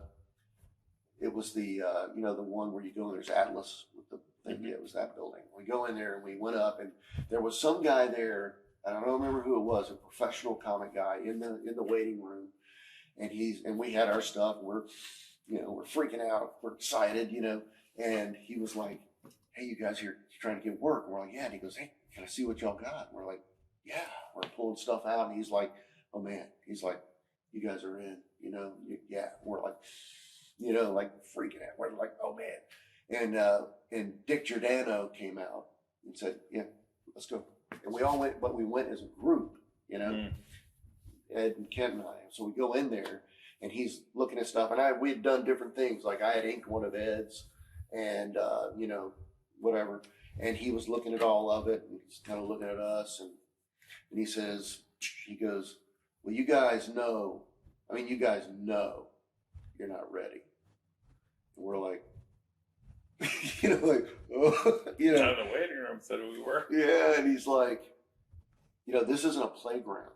Yeah. I mean, man, he read us the riot act, like this is a business and, you're not ready. And even if you were, because you came in as a group, like I may like one of y'all's stuff, but I'm not going to like hire someone because, you know what I mean? Because that alone is unprofessional, and we're like, and I remember we walked out of that place and we were all having to go and get on buses and go home, not going back to school. We're going home. And it was just, we came out so dejected and down, and it's like, hey, I see you guys later.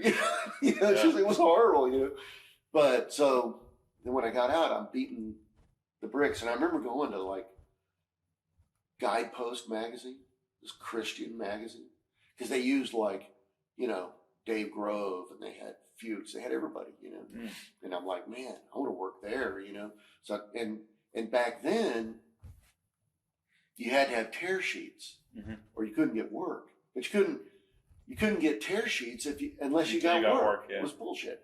Yeah. And then to have a portfolio, we would go to Jerry's, Jelly Bean, and get prints made, C prints. Those were expensive. It was like $60 for one. Yeah. You know what I mean? And we were like, fuck.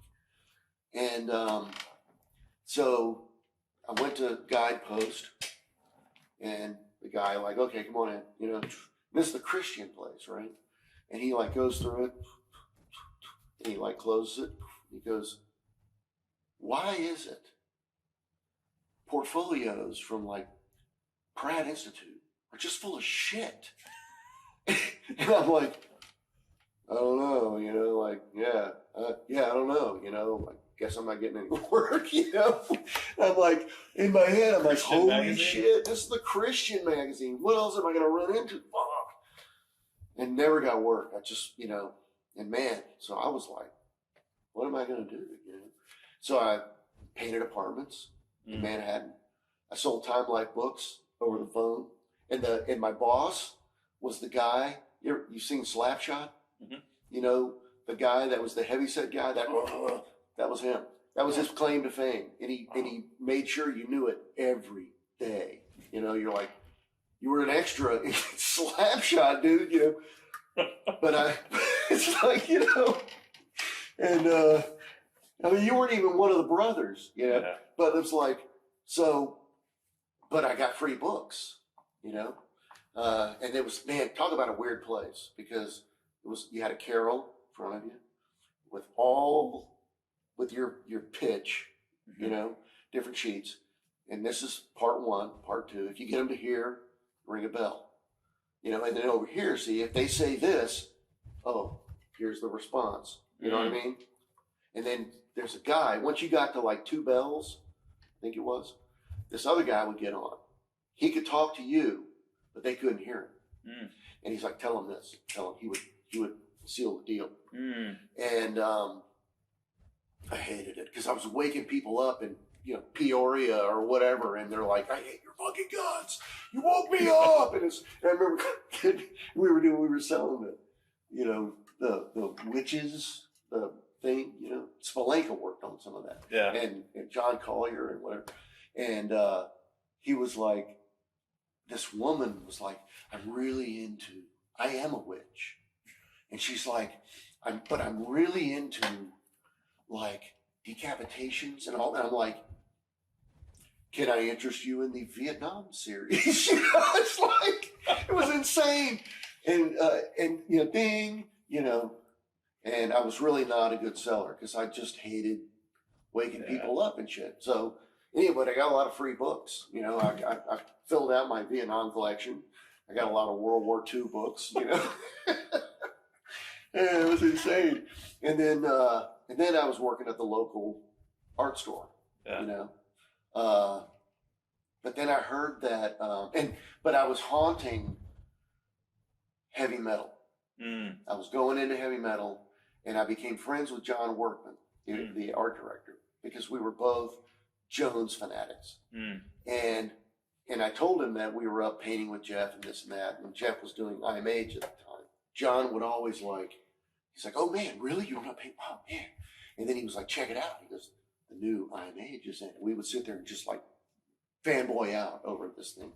And he kept, and I said, can I get some work? And he was like, I really want to do something. He goes, I want to find something for you to do, And he did give me one, what were they called? June 2050. And he would write them.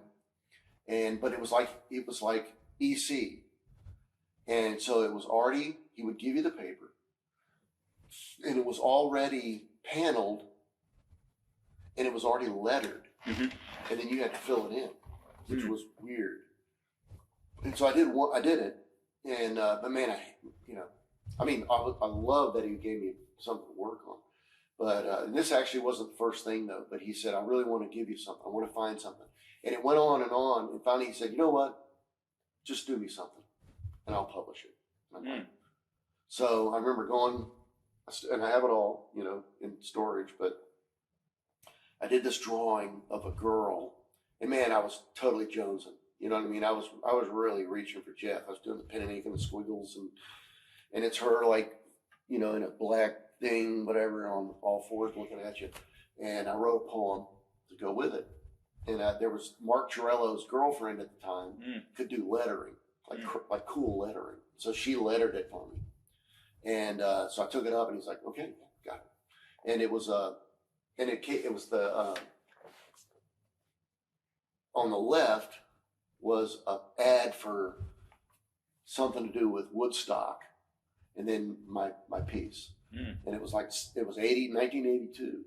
And so that was my first professional, at least in heavy metal, And then he said, yeah, he goes, this is cool. He goes, do me some more. And so I would do, he goes, but make it a half page. So I would do these half pagers, and it was just, I was writing poetry, and then I would illustrate them, and he would publish them. It was awesome. Wow. And then I did a mermaid thing that Mignola owns that piece. We swapped. And but it was a contents page on heavy metal. So that was cool. And then Epic came out, and this was, I was still a student. And then Epic came out, and they wanted Kent to do something. And so I wrote his first story, which was Primeval, and he painted it. And so that's in there. So I got a writing credit for that. And then Eclipse came out, and I wrote a story that Ken illustrated, and that got published in there. And then I did a thing, like an angel figure, and they used that as a contents page. And that Eclipse also was where the Marshall Rogers stuff was showing up. So anyway, so then later, working at the art store, I had heard that Harris Publications was going to do, they were buying the rights to print Creepy and Eerie. They were going to do new Creepy and Eerie. And I'm like, oh man, I really want to do work for something to do with Creepy and Eerie.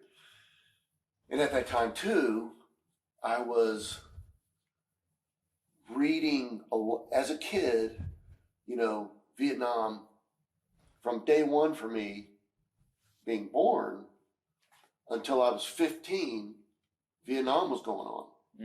And I was petrified that I would have to go to this war, and Lum too. And his mother used to sit there and tell us, I'm going to shoot y'all in the foot so you don't have to go to this thing. And we're like, okay, we were petrified of this thing. But I didn't know, because I had had 2 open heart surgeries as a kid. No one ever told me that you would never have to do this because of that. And I didn't know that. So I was scared to death that I was going to have to go to this place. And because I remember as a kid, the body counts on TV and but that was one of the only major arguments I ever had with my dad, because he was World War II. And he goes, well, you would have gone to Vietnam. And I was like, no. And he lost his shit. He was like, I said, look, World War II, Hitler, I would have been there in a heartbeat. Like, absolutely. But we have no. no business being at the, what in band, that didn't go over. But I was like, at that point, the movies hadn't started coming out yet. And except Boys in Company C. And so I was like, it was like this, I was drawn to this stuff, but I was already drawn to the war stuff anyway, because as a kid in Texas, Audie Murphy was God, because he was a Texan. And World War II, all our parents were vets. So, my friend Steve Burkhardt, his dad, I think, was a fighter pilot, and we had bomber pilots, we had this, we had that, we had all the gear. And we used to play guns all the time and dress up and, and reading Sergeant Rock and, Haunted Tank and all, man, we were just enamored of that stuff. And we would go to the library in junior high school, and there was the book Air War by Jablonski. And we would, that was the book. We would always get it out and like this. And it was like the ball turret that was all shot up and shit, and the photos were like mesmerizing and scary, But I was like, wanted to know more about this, to really kind of understand it. Like my dad did with World War II. He had all those books. So I started buying memoirs and things of that war. And like, it was scary and amazing, to read it in these memoirs, firsthand accounts and things. And so anyway, I started playing around with imagery of that. And so, but anyway, I had, I was the king of the undone, of the unfinished. I started a ton of things that I never finished. I was like the king of that stuff. And I had pages, of stories that I was doing, and then I would just be like, I don't know, I'll move on. But they were painted and stuff. And so I took all that and went to Harris, and it was Tony Despodo, who was a comic original art dealer and stuff. And there was always this sort of weird, is Tony on the up and up and whatever, I don't know. But and he was selling Frasettas and stuff like that, like the Blazing Combat covers and things like that, which were, he only did 4 of those. But so I went, and Tony went through everything. He goes, yeah, no, don't want to hire you for that. And I'm like, but I'd done a couple of Vietnam things. And he was like looking at those, and he goes, we do this magazine here called Eagle, and it's like Soldier of Fortune. You want to work for that? You want to do some of that stuff? And I was like, yeah, I just wanted work. And I was like, yeah. And so he took me over and introduced me to Jim Morris. And Jim Morris was a 3-tour Green Beret from Nam, but he was a writer. And he had written a book called War Diary, I think. And he also wrote some sci-fi books and stuff. But he later became like the go-to guy on the History Channel. But they didn't use art in that magazine. But he looked through everything, and he was like, yeah, he goes, I think I want to, let's do this, And I became like his pet artist. It was awesome. And they only came out every other month, but he gave me work every month.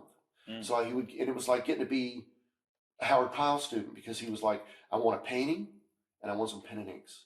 I'm like, awesome, and it would pay my rent every month, for at least for a while.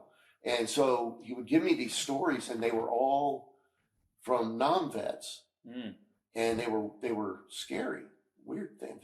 The magazine was weird, because it was all these Soldier Fortune guys who had gotten out of Nam and didn't know how to really segue back into normal life, home world, and became mercenaries, and they were out fighting in Uganda and Rwanda and all these places, and the stories were scary, so I would illustrate these things, and I would do oils, and then I would do these pen and inks, and I was like coming out of, that was me coming out of like Barron's class. So, man, and again, like I would do things where I wouldn't pencil my pen and inks. I was doing splatter, and then doing sort of a paint back in with gesso and things, and it was great. I was like, man, this is cool. Like I'm getting paid to learn how to do this, and it's just experimental, all that stuff. Yeah, I would just have fun, and then go turn them in. And then one time, and then Jim was like, he goes, you really ought to talk to some of these guys.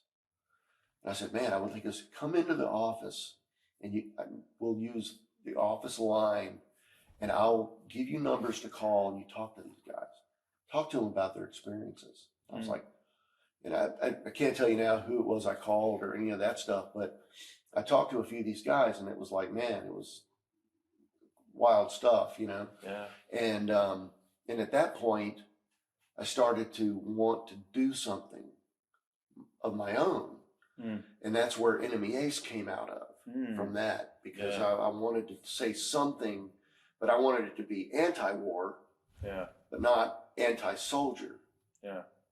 And so I started, again, I was just researching all that stuff, and I was reading all these memoirs they were hair-raising, you know. And I remember Platoon coming out, and we all went and saw it, and man, my buddies were all like, they were like in shell shock coming out of these things. They were like, fucking, I'm like, that's nothing from the stuff I'd been reading. You know, I was like, that was brutal, but you should read this, you know, and this and this. And so, and at that point I was getting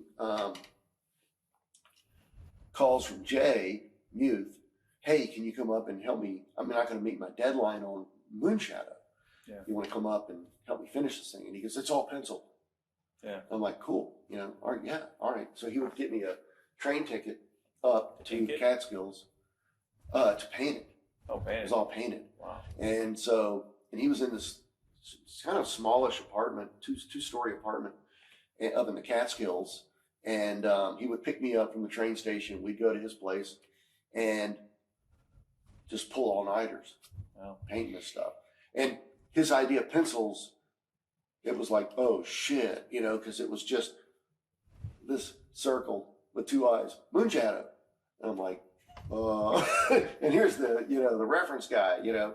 So we're digging reference up and all kinds of stuff, and just we would bust these issues. We'd bust an issue out, full watercolor, you know.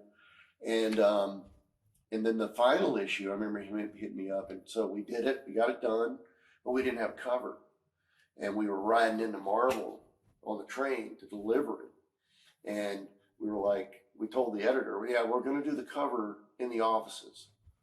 And we got to the office, and we didn't even have art supplies. So they sent a guy out to get art supplies for us, and we sent him out. There was a panel in there of him on a tightrope.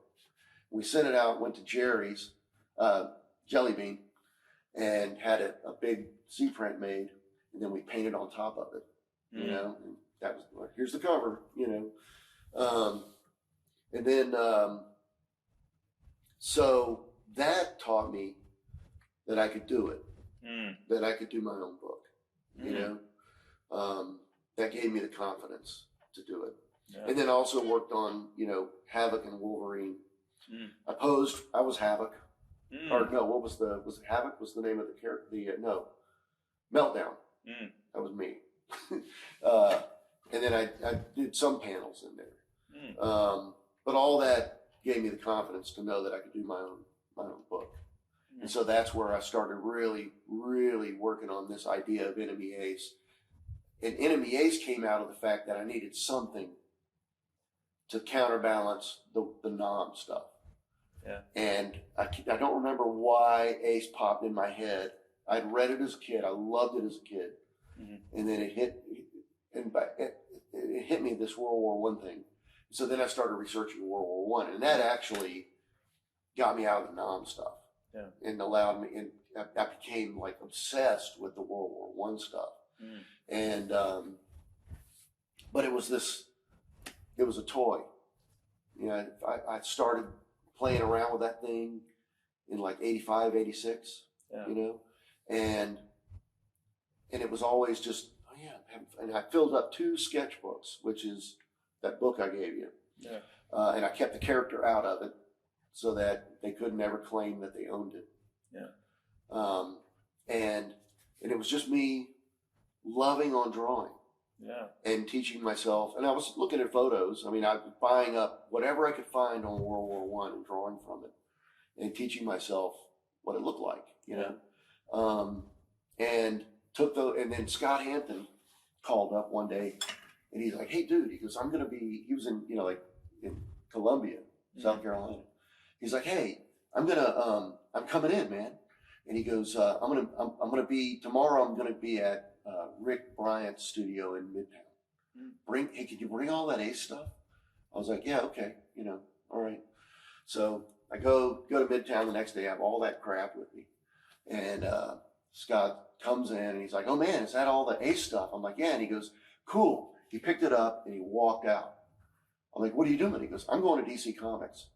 He goes, "If you want to be there when this lands, you got to follow me. See you later." And he just left. I'm like, "Fuck." So I got on the train with him, got to DC. He got us in the door because he knew people there already. He was working, and took me back to Andy Helford. And he goes, "Andy," boom, he laid all that stuff out. And he goes, "Look at this." And Andy was like, "We want to do this." Wow. And that was scary. I was like, "Oh shit. Yeah. It's real now." You know what I mean? And he's like, "Yeah, we want to do it. You're on." And I'm like, "Okay, but need a contract." And he's like, "Okay, yeah." He goes, "Well, all right, we're going to get it together."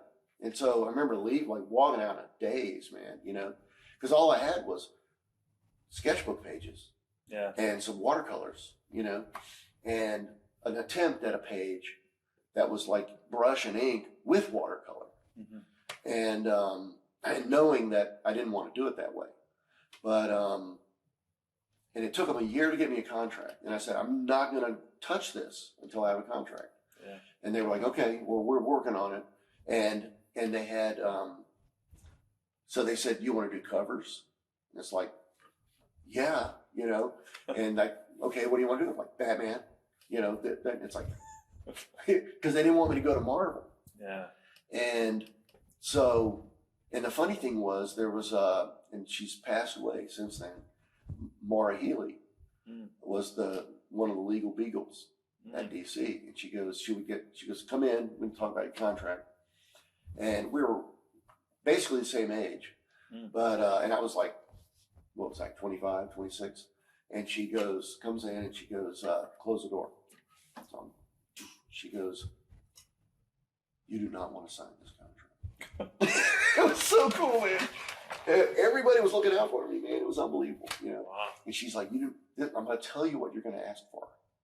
I'm like, "Okay." And she like, "You need this, you need this."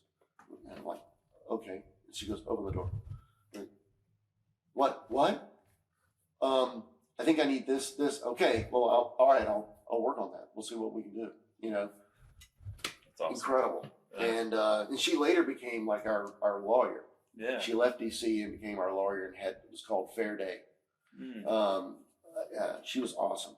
And, but I made sure, like everybody at DC, I was working with, I said, "Look, I don't know what I'm doing.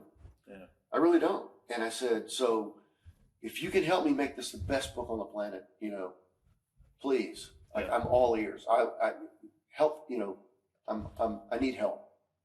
And man, and everybody was like, "You got it, man." Like they did it. Everybody was there. It was awesome. That's awesome. And because I blew the deadline, it took me 3 years to do the art on that thing. Yeah. And, and then Dave McKeon was doing Arkham Asylum.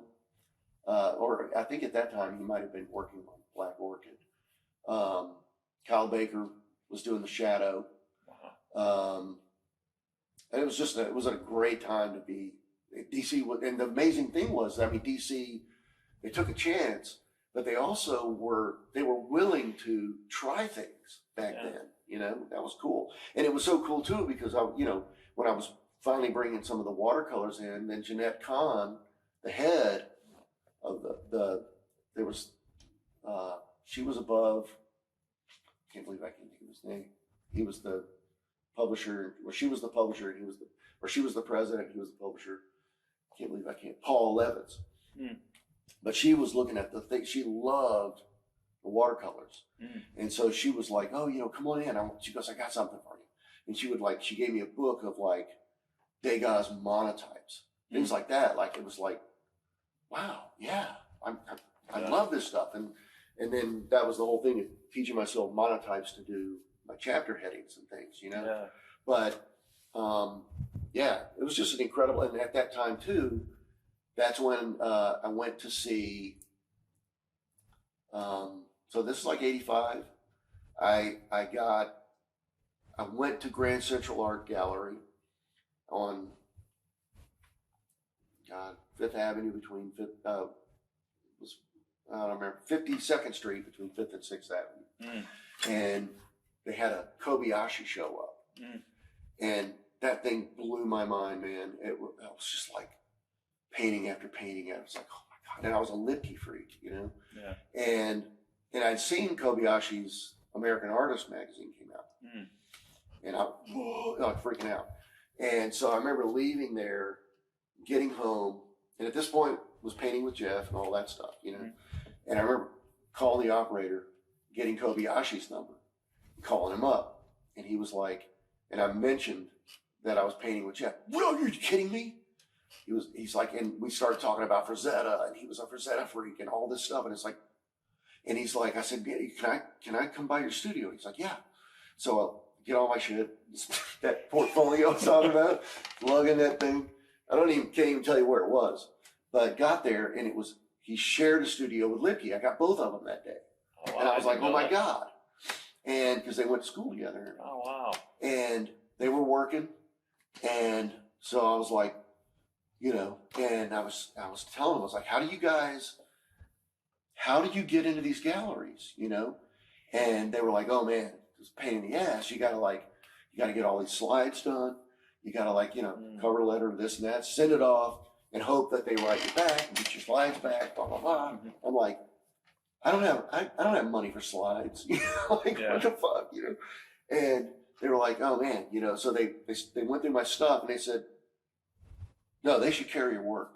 Yeah. And they said, go back to Grand Central and tell Jim Cox that we think they should carry your work. And I'm like, seriously? And they're like, yeah. I'm like, okay, you know.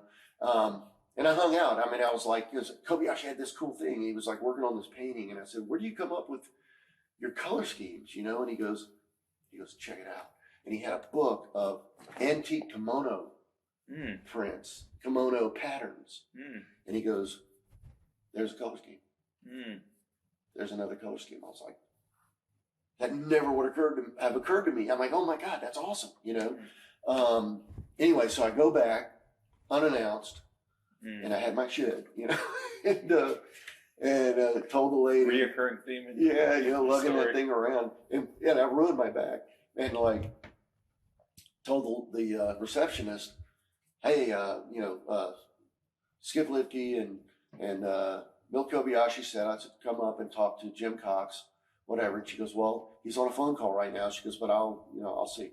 So anyway, I went in and just kept looking at the show, and they had, you know, all those other people up there too, like the old guys, you know, I'm not going to remember their names now, but that had been big time. Was there Hale and whatever that had taught at the Art Students League, which was across the street. Beverly Hill. Yeah, they had a different paint. And that was also the last gallery. That was where Whistler, where Harvey Dunn used to teach there. Yeah. But where Whistler and Sargent, that was one of the last places they showed in New York and stuff. And I was like, what? You know?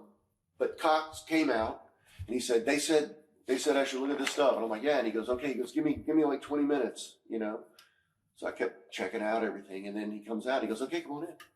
Went in and he took some stuff out and put it on the thing. And he goes, yeah, we want to carry it. That's awesome. And I was in. I was like, holy shit, you know? It was just.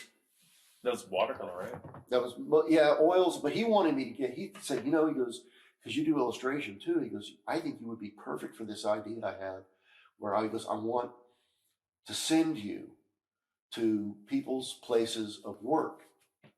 And you would do portraits of them in their workplaces. And I was like, oh, okay, I'm willing to try it. And it was right before Christmas. And he says, I have someone who's ready to do it. He's up for it. I'm like, okay. And it was James Shahinian. And he was the owner of Master Eagle Gallery. and which was a printer too. But they had the big children's book show every year, and so I went there. I had my Pentax K1000 from art school, and I don't know how many rolls of film I had, like not enough, and so I get there and I'm just following him around, taking pictures, and I mean I wasn't there like 20 minutes before I ran out of film. I'm like, what a fucking dumbass, And he goes, I said, I'm out of film, and he goes, oh, you're out of film? And I go, yeah. And he goes, don't worry about it. He got one of his guys and he sent him out. Guy comes back with a bag of film. He goes, here you go. Man, I'm just shot. And I shot everything, man. I was shooting the guys on the presses. I just explored that place and shot everything. And I decided, like a dumb shit, that the ultimate painting of him would be looking at transparencies on a light table. Easy to paint. Yeah, I mean, pretty stupid too, because it's this cold light, Yeah. And so anyway, I did this big painting of him, and it was cold light, and he looked dead. So he bought it, but James was like, yeah, I think don't worry about the portraits. It's like, but I was happy. I didn't want to do portraits really. Yeah. So the water, he did show a couple of oils, but it was the watercolors that he was really into, Jim Cox. And then he later moved. He was living in Eagle Warehouse, which that was the place to be back then, And I remember going there. He and his wife was an artist too, but he would have me come over and have dinner with him and stuff. And on the walls was like that Lipke painting of Williamsburg Bridge and stuff. And I was just like, we just study those. I was like, man, and then I remember he called me. He goes, hey, tonight, he goes, me and you, Kobayashi, we're going to go play poker. And I was like, I don't know how to play poker. Yeah. Perfect person to play with. I'm the guy, So we go, and it's like it's this game, and I'm like, I don't know how to play poker. I still don't know how to play poker. I'm just not a card guy. And they were like, do this. And so I was doing it, and I was winning. They were getting pissed off, and they're like, we think you know how to play. I'm like, I really don't know how to play. I said, if you want to deal me out, I'm fine with that, because I don't know what I'm doing. Yeah. But anyway, and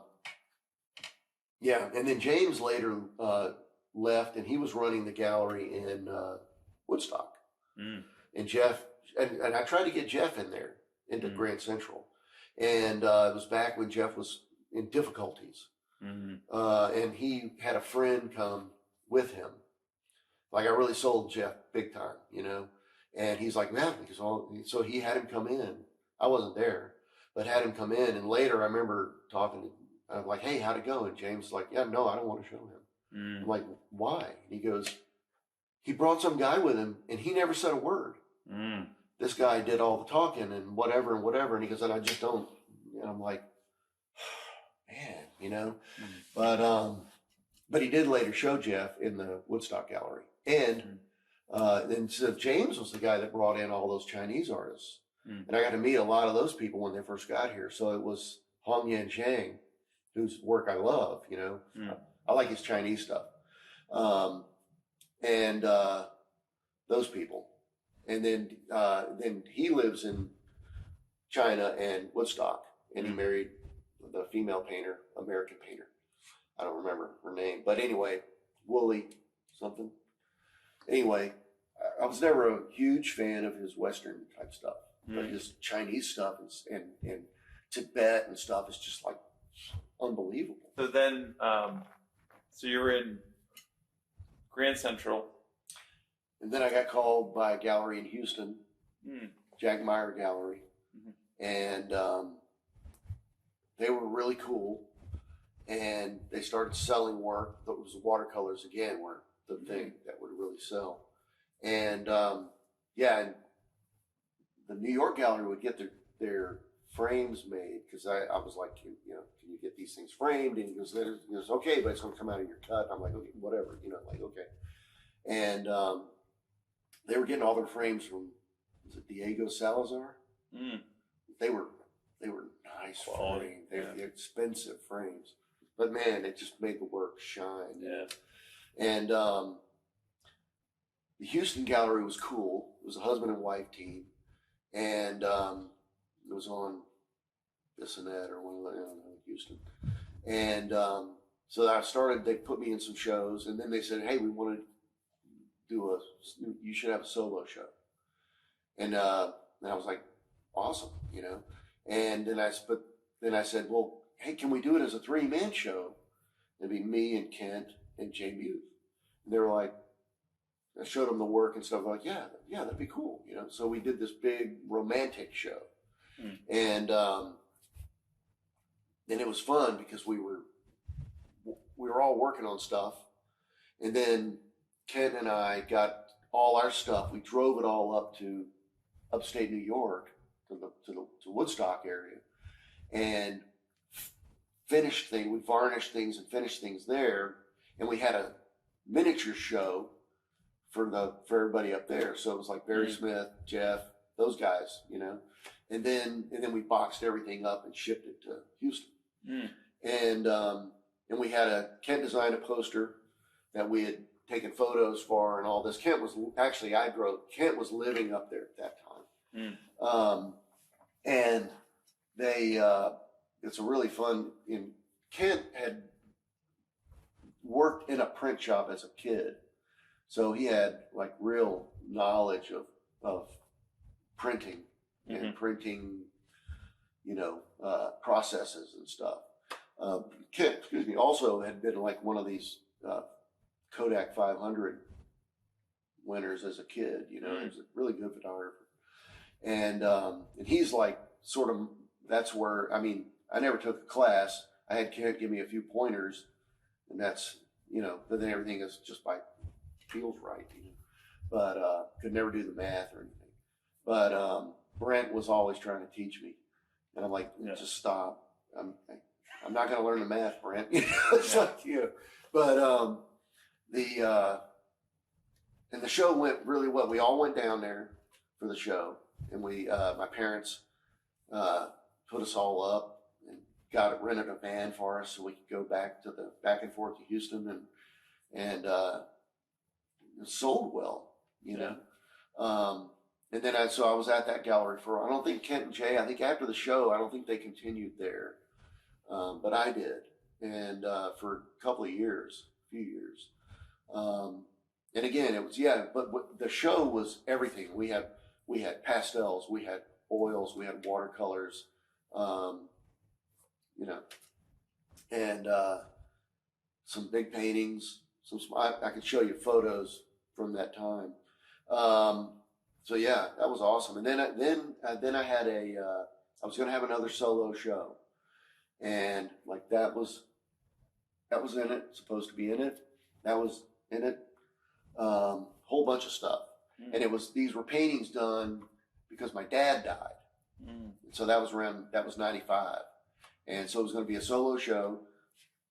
And I got the work all done, sent it in. And these were responses to my dad dying, And like prodigal son comes home, there's nothing to come home to, this is like trying to hang on to something that you can't hang on to and that kind of stuff.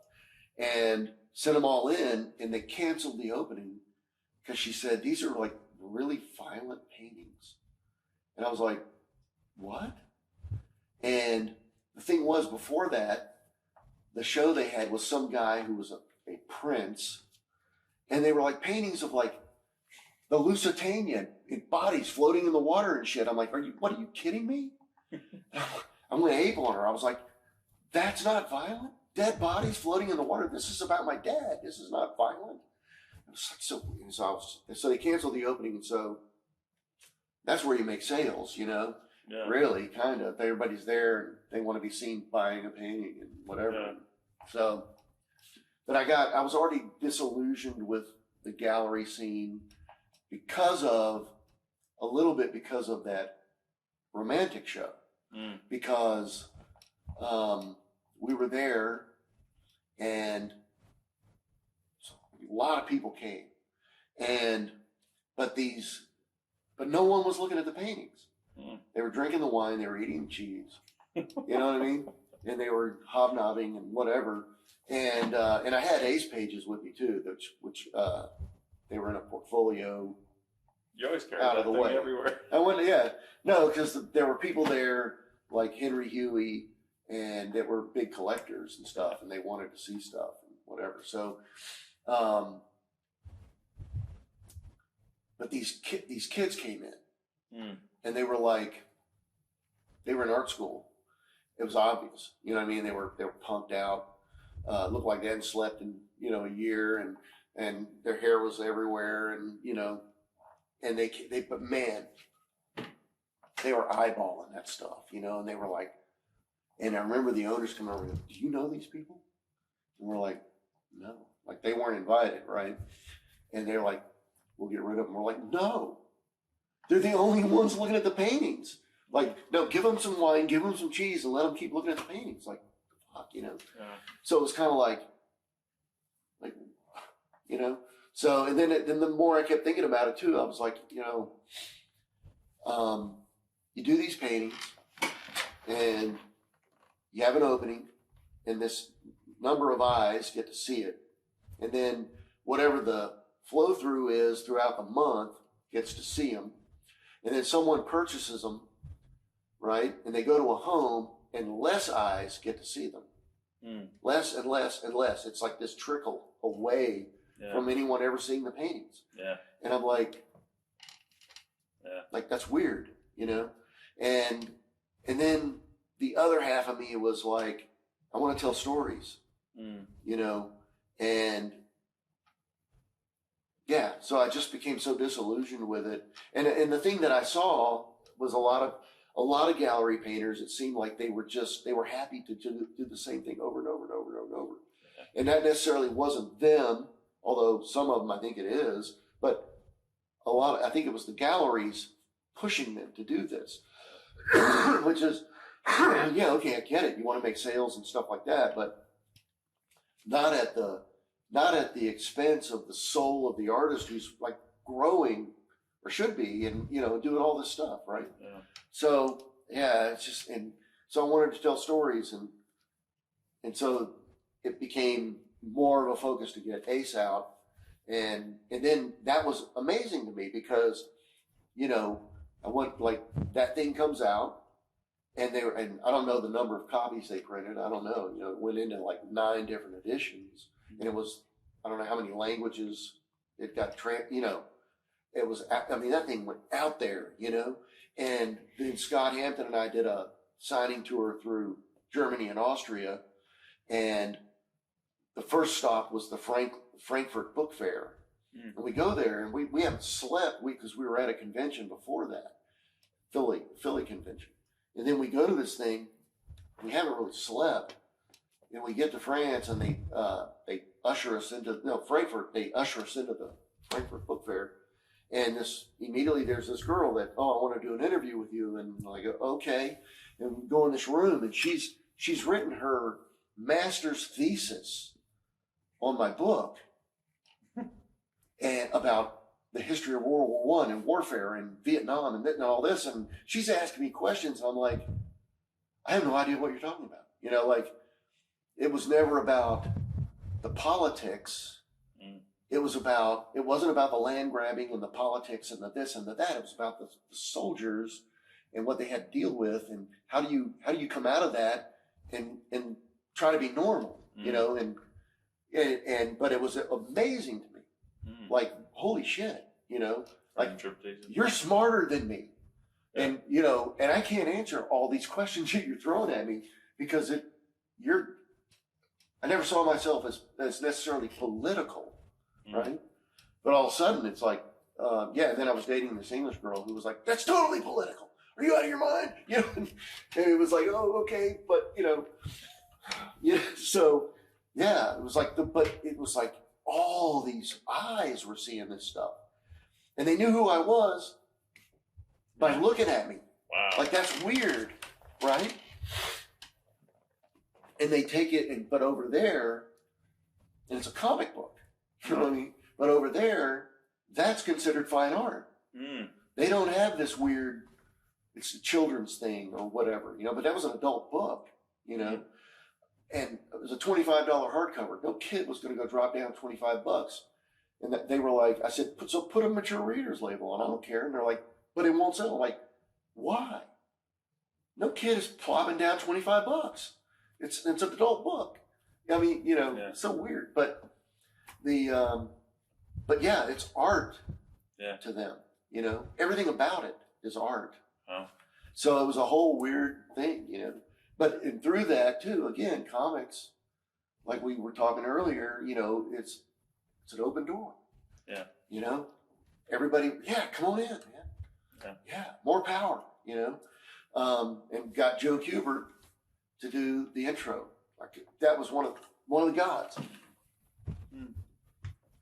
Jolton Joe. Wow. And I read this stuff. You got this every month. Yeah. And inside was Russ Heath or Joe, But this is Russ Heath. Look at this stuff. Wow. And then you open this up and it was like, good Lord, look at that. Look at the draftsmanship in this stuff. Yeah. Holy, Wow. And these guys were accessible. And they could do that in a month. Yeah. That's mind blowing. Yeah. Crazy. There's one of my covers. Wow. That's Scott Hanna's wife, who I told you about. Draw me something. Yeah. Yeah, that's his wife, Pam.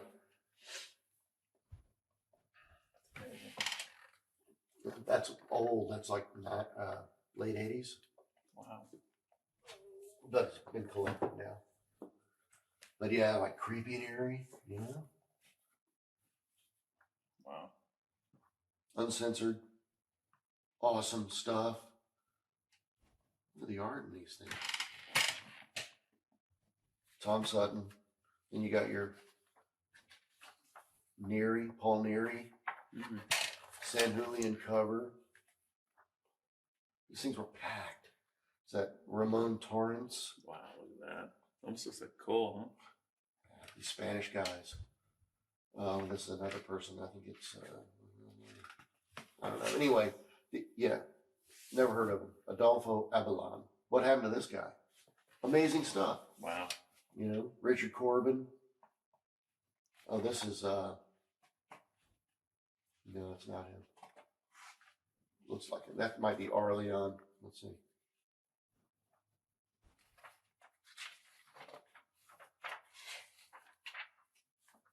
Or maybe it's the same guy.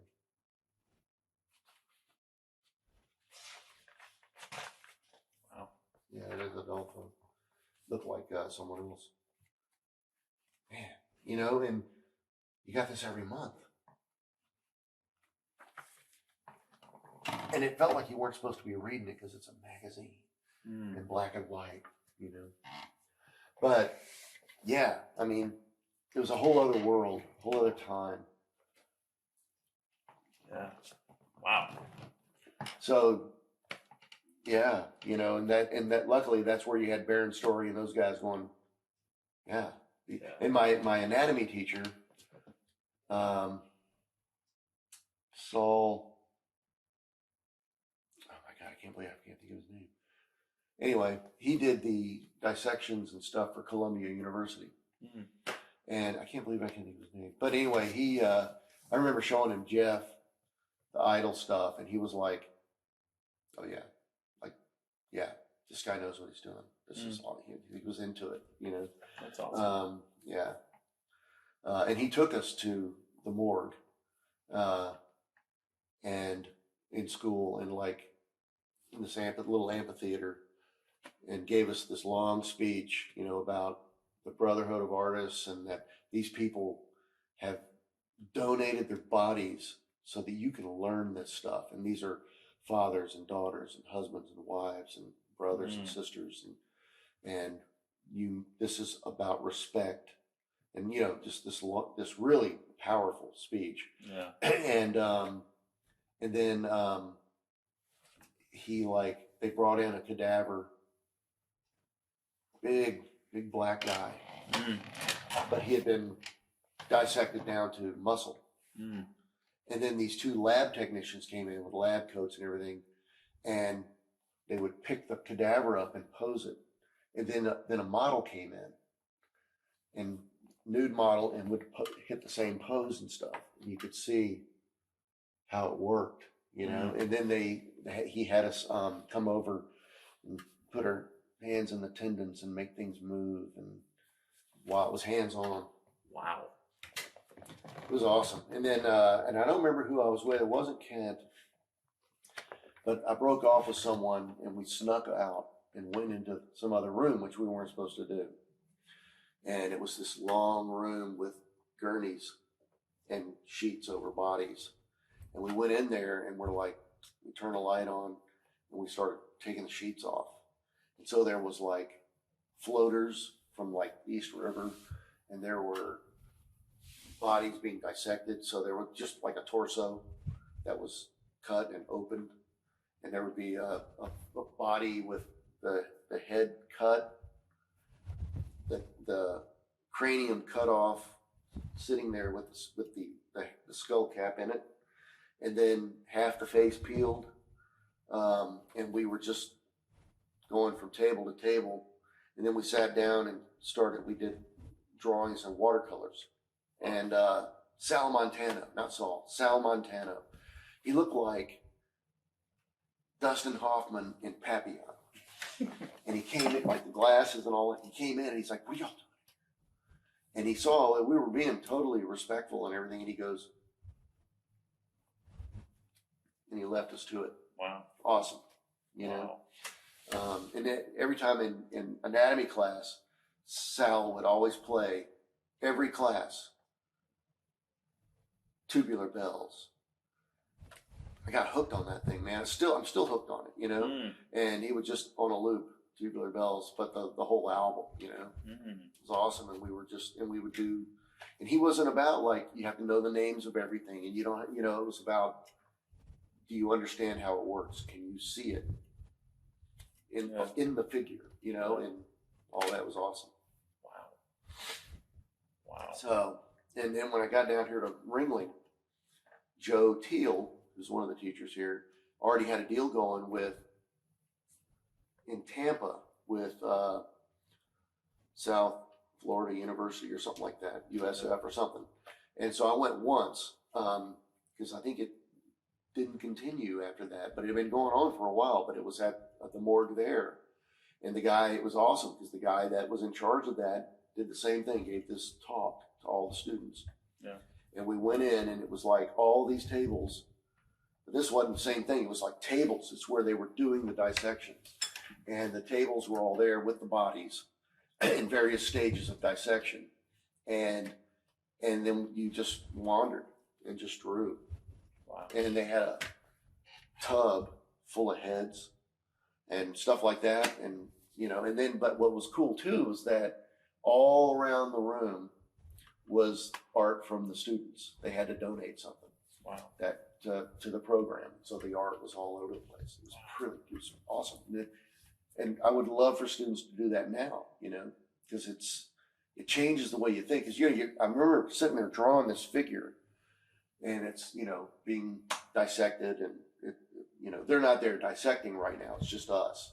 But drawing this figure, it was a female, and you're drawing and drawing, and I got to the hand, and then you see a little bit of nail polish, and it was just like, just driving home, you know, like, oh my God, that's like, and it was like a little old lady or something. You're like, it becomes real, you know what I mean? Yeah.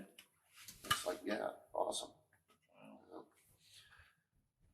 Yeah. Jeff he talked about in the sketchbook that I did with him, that I designed for him, and we did an interview, you know, and I got him to talk about the process, all this stuff. And he talked about going to the one in New York City somewhere, and where he said it was weird because they had like these, it was like a dry cleaners, and they had these things that would hook into the ears, and they would take a body off, and he drew there.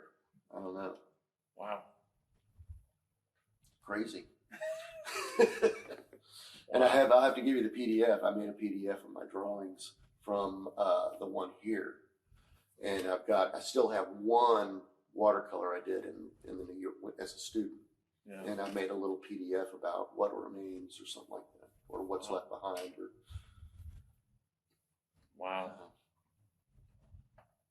So you wanted to create work like Sargent, go to Morocco, and you did that Dean Cornwell piece. Yeah, and wanted to go for years. So that was 81, and man, I bought books, bought maps, all this stuff, and just never did it. Yeah, and the closest thing, like we talk about, I guess we could talk about the camera, which is an interesting thing, because for me, the camera was always, we had talked at the car, that I came from a line of photographer people. Mm-hmm. My great grandfather was a portrait photographer, professionally. And then my granddad was a camera junkie, movie junkie. Mm-hmm. And my uncle Howard was a professional photographer. My cousin Jay was a professional photographer. And a lot of storytellers in the family. My granddad especially was raconteur guy. But but the camera for me, my dad was a home movie guy. But the camera for me was always a utilitarian thing to shoot reference. Mm-hmm. That's all it was, shooting reference. And it was expensive, growing up, in art school. And Kent and I would shoot a lot of reference together. And it wasn't until I took a trip, I was dating an English girl and was like head over heels, had asked her to marry me a whole bit and could never get an answer, except she was angry about it. And then it just all blew up, So I had the blues. But I had when I was working on Ace, I went into Tower Records, and we go there, and this is when it was vinyl, but CDs were coming out. And I remember buying a Discman, and that was expensive, Bought a Discman, and the CDs were expensive. They weren't cheap. And I remember but I went upstairs because that's where the folk section was. And I was a big John Renbourn fan and, that stuff. Donovan, all that cat. And went up there, and this music was on. It was like killing me, man. It was like, what the hell is this? And it was Mississippi John Hurt. Yeah. Blew my mind. I was like, oh my God, And so I bought that CD. It was Today is what it was called, Vanguard. And man, I played that thing into the ground working on Ace. But I also sat there and going, after Ace came out, that's who I was dating when Ace came out. And then it all blew up a little later, and I was like, but I kept saying to myself, I want to do something about this music. And so we big blowout, break up the whole bit. So I took a trip. I was going home to visit my parents. My dad was still alive. And so I took a trip. My mom is from Mississippi, so I took a trip through the Mississippi Delta. And I used my grandmother as home base. And then my aunt and uncle were in Jackson. And I would go into the Delta and was just knocking on doors and talking to people about it. And I was using my Pentax K1000. And I had bought a mini recorder, with the mini cassettes. And I was like recording and taking pictures, all kinds of stuff. And then, so that was my first sort of attack at something. And it was a reference gathering trip in a way, and I was also writing about the blues and my blues, like, oh my God, my life sucks. But that was my first foray into, it's not just gathering reference. Mm-hmm. It's because I was always a nut about photographers, especially the photojournalists. Mm-hmm. So Eugene Smith, Margaret Bork White, go down the list. All those, Henry Cartier-Bresson, their stuff just blows me away. And now we just lost Salgado, unbelievable photographer. and it's art, Sally Mann, all that stuff. And so it was like, oh, and those were the people that helped me hone my idea of what great reference was and great photography, because they were storytellers. They had a point of view, that kind of stuff. So so that was my first foray. And then I went through, then life, got married, had kids, and then went through a horrible divorce.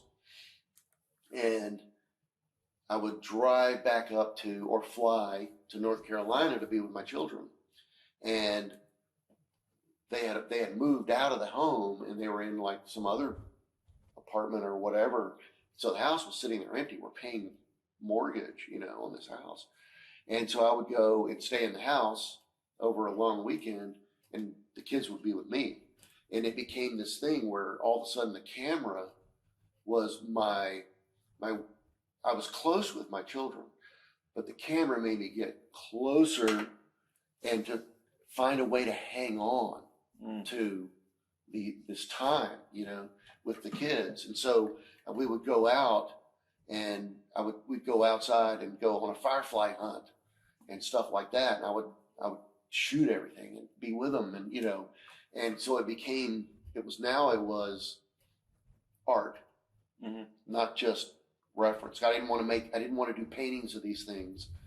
The camera was the voice of this stuff. And so there was a shift, and then the Academy was also part of that, because, I was, me, I was the guy that was like just constantly shooting shit, and I was just capturing, because there were demos going on and whatever, but I really wasn't thinking a lot about it. I was just shooting everything. And then it hit me one day, like, what the fuck am I doing? This is Mark English. This is Gary Kelly, Chris Payne, blah, blah, Brad Holland, Baron Storr. Why am I not like getting down on this? This is an opportunity to capture a moment that's never going to happen again, and it became, again, it's an art form, it's not just gathering. So then I finally go on the Morocco trip. Yeah. I finally do it. I'm scared to death to do it, because I've had all these people like, why do you want to go there? These people hate us. They want to kill us. Yeah. So like bizarre. Tactic, yeah. Yeah, and I was like, yeah, I don't think so. Go, right? Yeah. So I did a sale on my website, and I took a sabbatical, the only one I've ever taken in my life, and you had to like write a thing to sell the school on the idea. And I said, well, all my heroes went here, Sargent, Brangwyn, Delacroix, Arthur Melville. Jerome too, right? Jerome, yeah. Matisse. I'm not a big Matisse fan, but Matisse went there.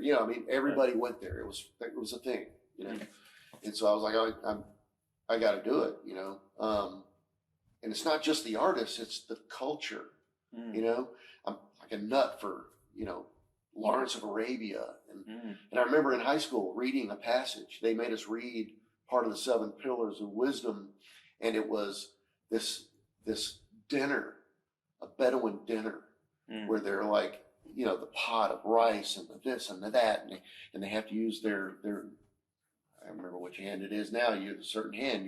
One you wipe your ass, the other one you eat with, and so. But it was like so amazing, and I was like, oh my God, So,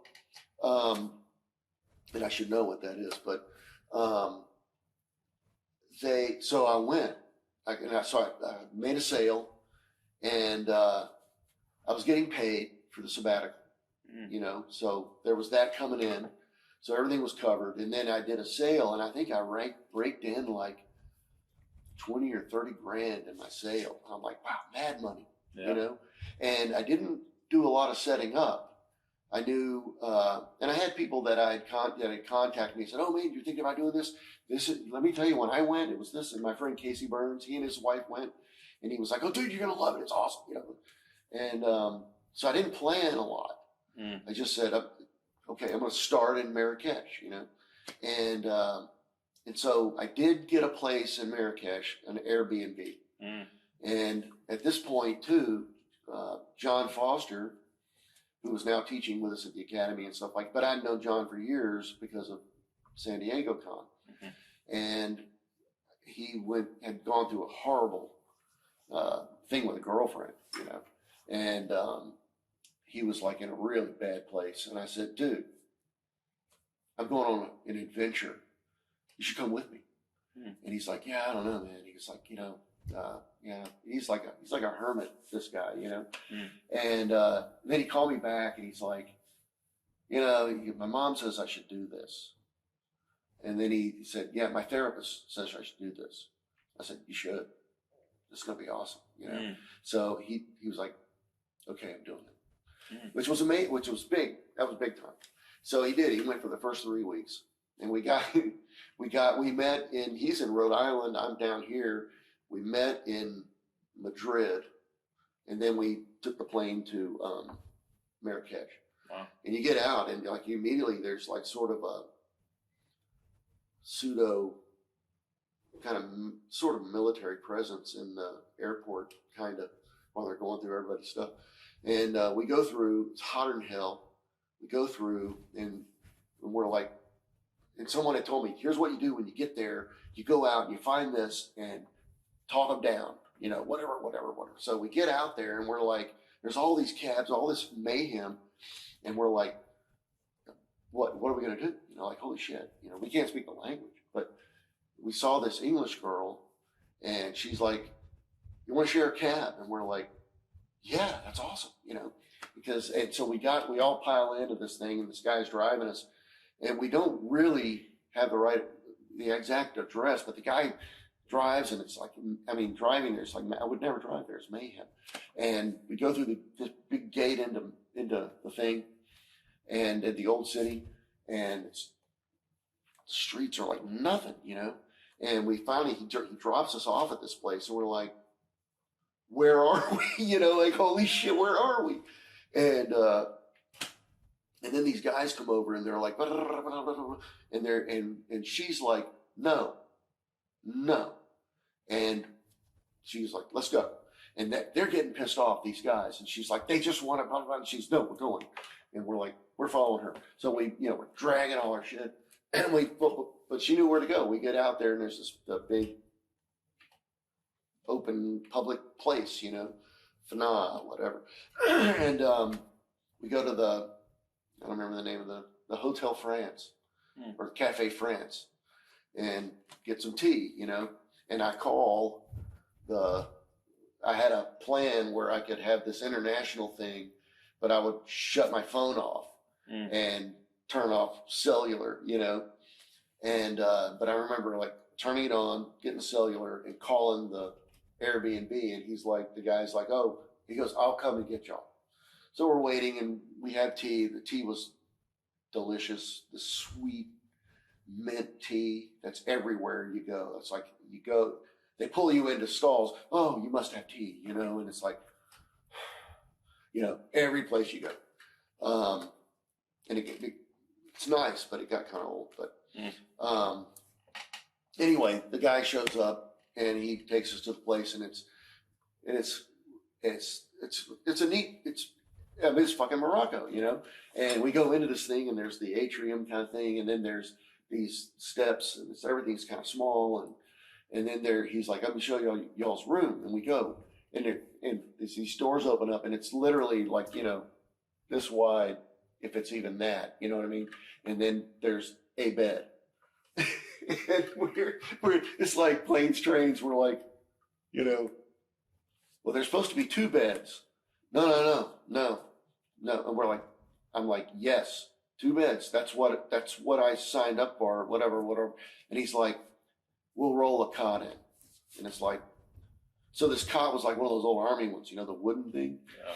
So we're like, you know, it's like, hey, we'll switch off every night, you know. John's like, fine, you know. So, and it's so hot. And we set up and we're doing that. And I remember waking up one night, man, John, and he's in the cot. He's pissed. He's taking that thing and he's slamming it up against the wall. He hated that thing.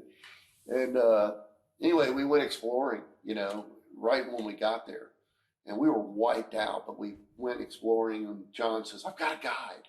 Some guy named Muhammad, And this guy took us, and it's this thing they do. They take you to the dye pit thing, the tannery. And it's god awful smell because they use pigeon shit to do all this stuff.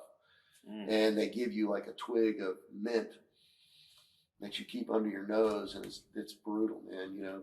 Anyway, when we came out of that, it was awesome. You walk we came down these steps and we walk in, and first they showed us carpets. They tried to sell us carpets. I actually bought a lot of carpets. John's like, fuck no, I don't want a carpet. I'm like, I want carpets. Look at these things. They're right out of like fucking Brangwyn and Cornwell, Yeah. So, and they weren't cheap. They're like a grand, But I had bad money. So, That's awesome. and they're showing John, I've got photos where they're showing him how they don't burn. John's like, yeah, it's awesome. Still don't want one. Yeah, I still don't want to fucking rug, So we finish that, we come down, and they're going to ship these things. Wow. Did you ever get them? You just hope, Oh. And so we come down and then we get on these steps, and you walk, and it's like a apothecary shop, but it's color. Pigments? Pigments. Wow. And they're in jars and stuff, and it's like, huh? And the guy can't speak English, but he's like, whatever, and he's taking things off and putting them on the floor. It's a tile floor, and he takes a little spoon and drops it, and then he goes, and it's like color. I mean, Wow. It was mind blowing. It was like, holy shit. Well, I'm buying color, and I've got them. I show them. They're incredible. Just pigments? It's just pigment. I was shooting I brought my Canon. And and I have like this big battery pack on it, like the 2 battery thing, which is heavy. And so I was shooting a lot with that. But I can't remember which phone it was I had. But I ended up shooting a lot, mostly with my phone because, and like these are iPhone photos. And because it was so inconspicuous. In a way, and it's like the old adage, right? Well, what's the best camera? It's the one you got on you, kind of thing. Yeah. And I'm not making posters, It's like, you just want info to work from. Yeah, and but man, I mean, those are crazy, And I tweaked them out. It's not just straight up shot. Yeah. But so I had I had my iPad. And whenever I get an iPad, it's like maxed. You know what I mean? Memory, everything. And then I had thumb drives that would plug into it, so I could back everything up. Yeah. 9 ways to Sunday. And then I had this other thing where you could put cards in it. Yeah. And back them up and back up the thumb drives. Yeah. And I was like, And then I was also late at night. If I had Wi-Fi anywhere, I was also putting it on the cloud. Yeah, it was crazy, And I would just shoot all day, and we sketched. It was really going to be an art trip. And John and I took so many supplies. It was like I was going on safari or something. I wouldn't travel that heavy now, but I didn't know any better. John traveled pretty light. He was smarter, and got there, and we started sketchbooks. And we were in this alleyway in Marrakesh, and we're drawing, and these people are zooming by sometimes. It's an empty alleyway, but all of a sudden this little scooter comes flying through, and we're like, fuck, And we both just looked up and said, I feel like I'm missing things. John was only going to be there 3 weeks. I was there 2 months, but even that didn't feel like it was going to be a long time. I'm like, so it became a photo journey a lot. At night we would sketch. We would still sketch during the day, but we weren't investing in the same way. that we had started out. Yeah. But it was, we would just, and he was shooting too, but at night I would sit down and that's when I would go through, I wouldn't throw anything away unless there was just nothing in the shot. But I shot literally about 50,000 photos. Yeah. But at night I would sit down and I would go through and think what my picks were, and then I would edit, either in the phone or on the iPad. And then some things I would draw from those during dinner or something, Warm up to them. Yeah. But it became, again, the photos were killing me. And I'm like, why paint that? You know what I mean? Yeah. So it became, the photos were an integral part of telling the story of what we were doing or whatever, Yeah. So, yeah. So then you came back and you had 50,000 photos. And now I'm talking about doing this book, yeah. and I'm like, how do I whittle this down? Yeah. And for the show, the school did it up, man. I mean, they really did. They helped buy frames. They also, they used all my rugs. My rugs did show up. So sabbatical was also part of. John bought one little throw rug. He got ripped off. He was like, "You got to be kidding me!" You bought all this shit. It all made it. But so the sabbatical part of it was to bring the show back and show it at the school. I had to have a show. Yeah, that's awesome. And but it took me. That was 2016. Yeah. The show was last March. Not was it this March or March? I don't know. So I finally did it, Yeah. And even then, it's like I'm not done painting from that, A deep well to pull from. Yeah, and and I sold 2 pieces because the school, that's where they messed up. It was like I put together a serious price list with the images, the whole bit in color, and they had, I think they printed 2 of them, but they didn't pull them out. And they let one person run around with it, and they took it with them. And I'm like, really? Like, so no one knew it was for sale. Yeah, it's like, thought it was a show. That was kind of lame. So, but the show was, they said it was like the best show they've had attendance to. That's awesome. And it was up for 2 months, which was cool. But they really did it up. I mean, they took so much care. And my daughter, who wants to be an interior designer, I was like, okay, pick out the color for the walls and the movable walls, all that stuff, do it up. Yeah. So she got to pick the colors, and the school painted it and did it up. So that was fun. Wow. And I made a movie for it. Wow. Yeah. So I sat down and edited a long movie, and they had that up, and it was on a continuous loop. Wow. And it was all about the whole trip, and that's where I had to really funnel the photos in, because I wanted that to be what was showing there, especially because it was all art. And so it helped me thin the herd in a major way, Wow. for the book. So that brings us to the next one, which is the mummies, right? Yeah, the mummies is more of I painted a couple from photos from, one of them is painted from an Egyptian mummy. When I finished my Morocco trip, my last leg was Barcelona. And of course, so in Barcelona, what do? You got to go to the Egyptian museum. No, I didn't go to Gaudi. I didn't, I went to the Egyptian museum and looked at all the mummy stuff they had. And so I did a painting of an Egyptian mummy when I got back. And then I stumbled looking for reference and just thinking about all these mummy things, looked up, and I remember seeing these ones from a magazine once where they were wired into the walls and stuff. And it's in Sicily, and it's in Palermo. And it's amazing, Yeah. So I found a lot of reference online and did a painting from one of those. Again, black and white, made up my colors. Same with the Egyptian mummy. But I want to go. Yeah. And I want to shoot my own. But apparently you can't just go and shoot. But then Kelly was doing a lot of research into it. And she said, no, I found a thing where they say that for artists and photographers or educators, they can make some exceptions. So want to try and find out if that's possible. But at the very least, I can go draw, you know. Yeah. But but it's just for fun. It's just interesting. And it's this weird, like, kind of sort of a connection to the morgue thing, you know. But it's that weird thing of that there's beauty in that. Yeah. But it's odd.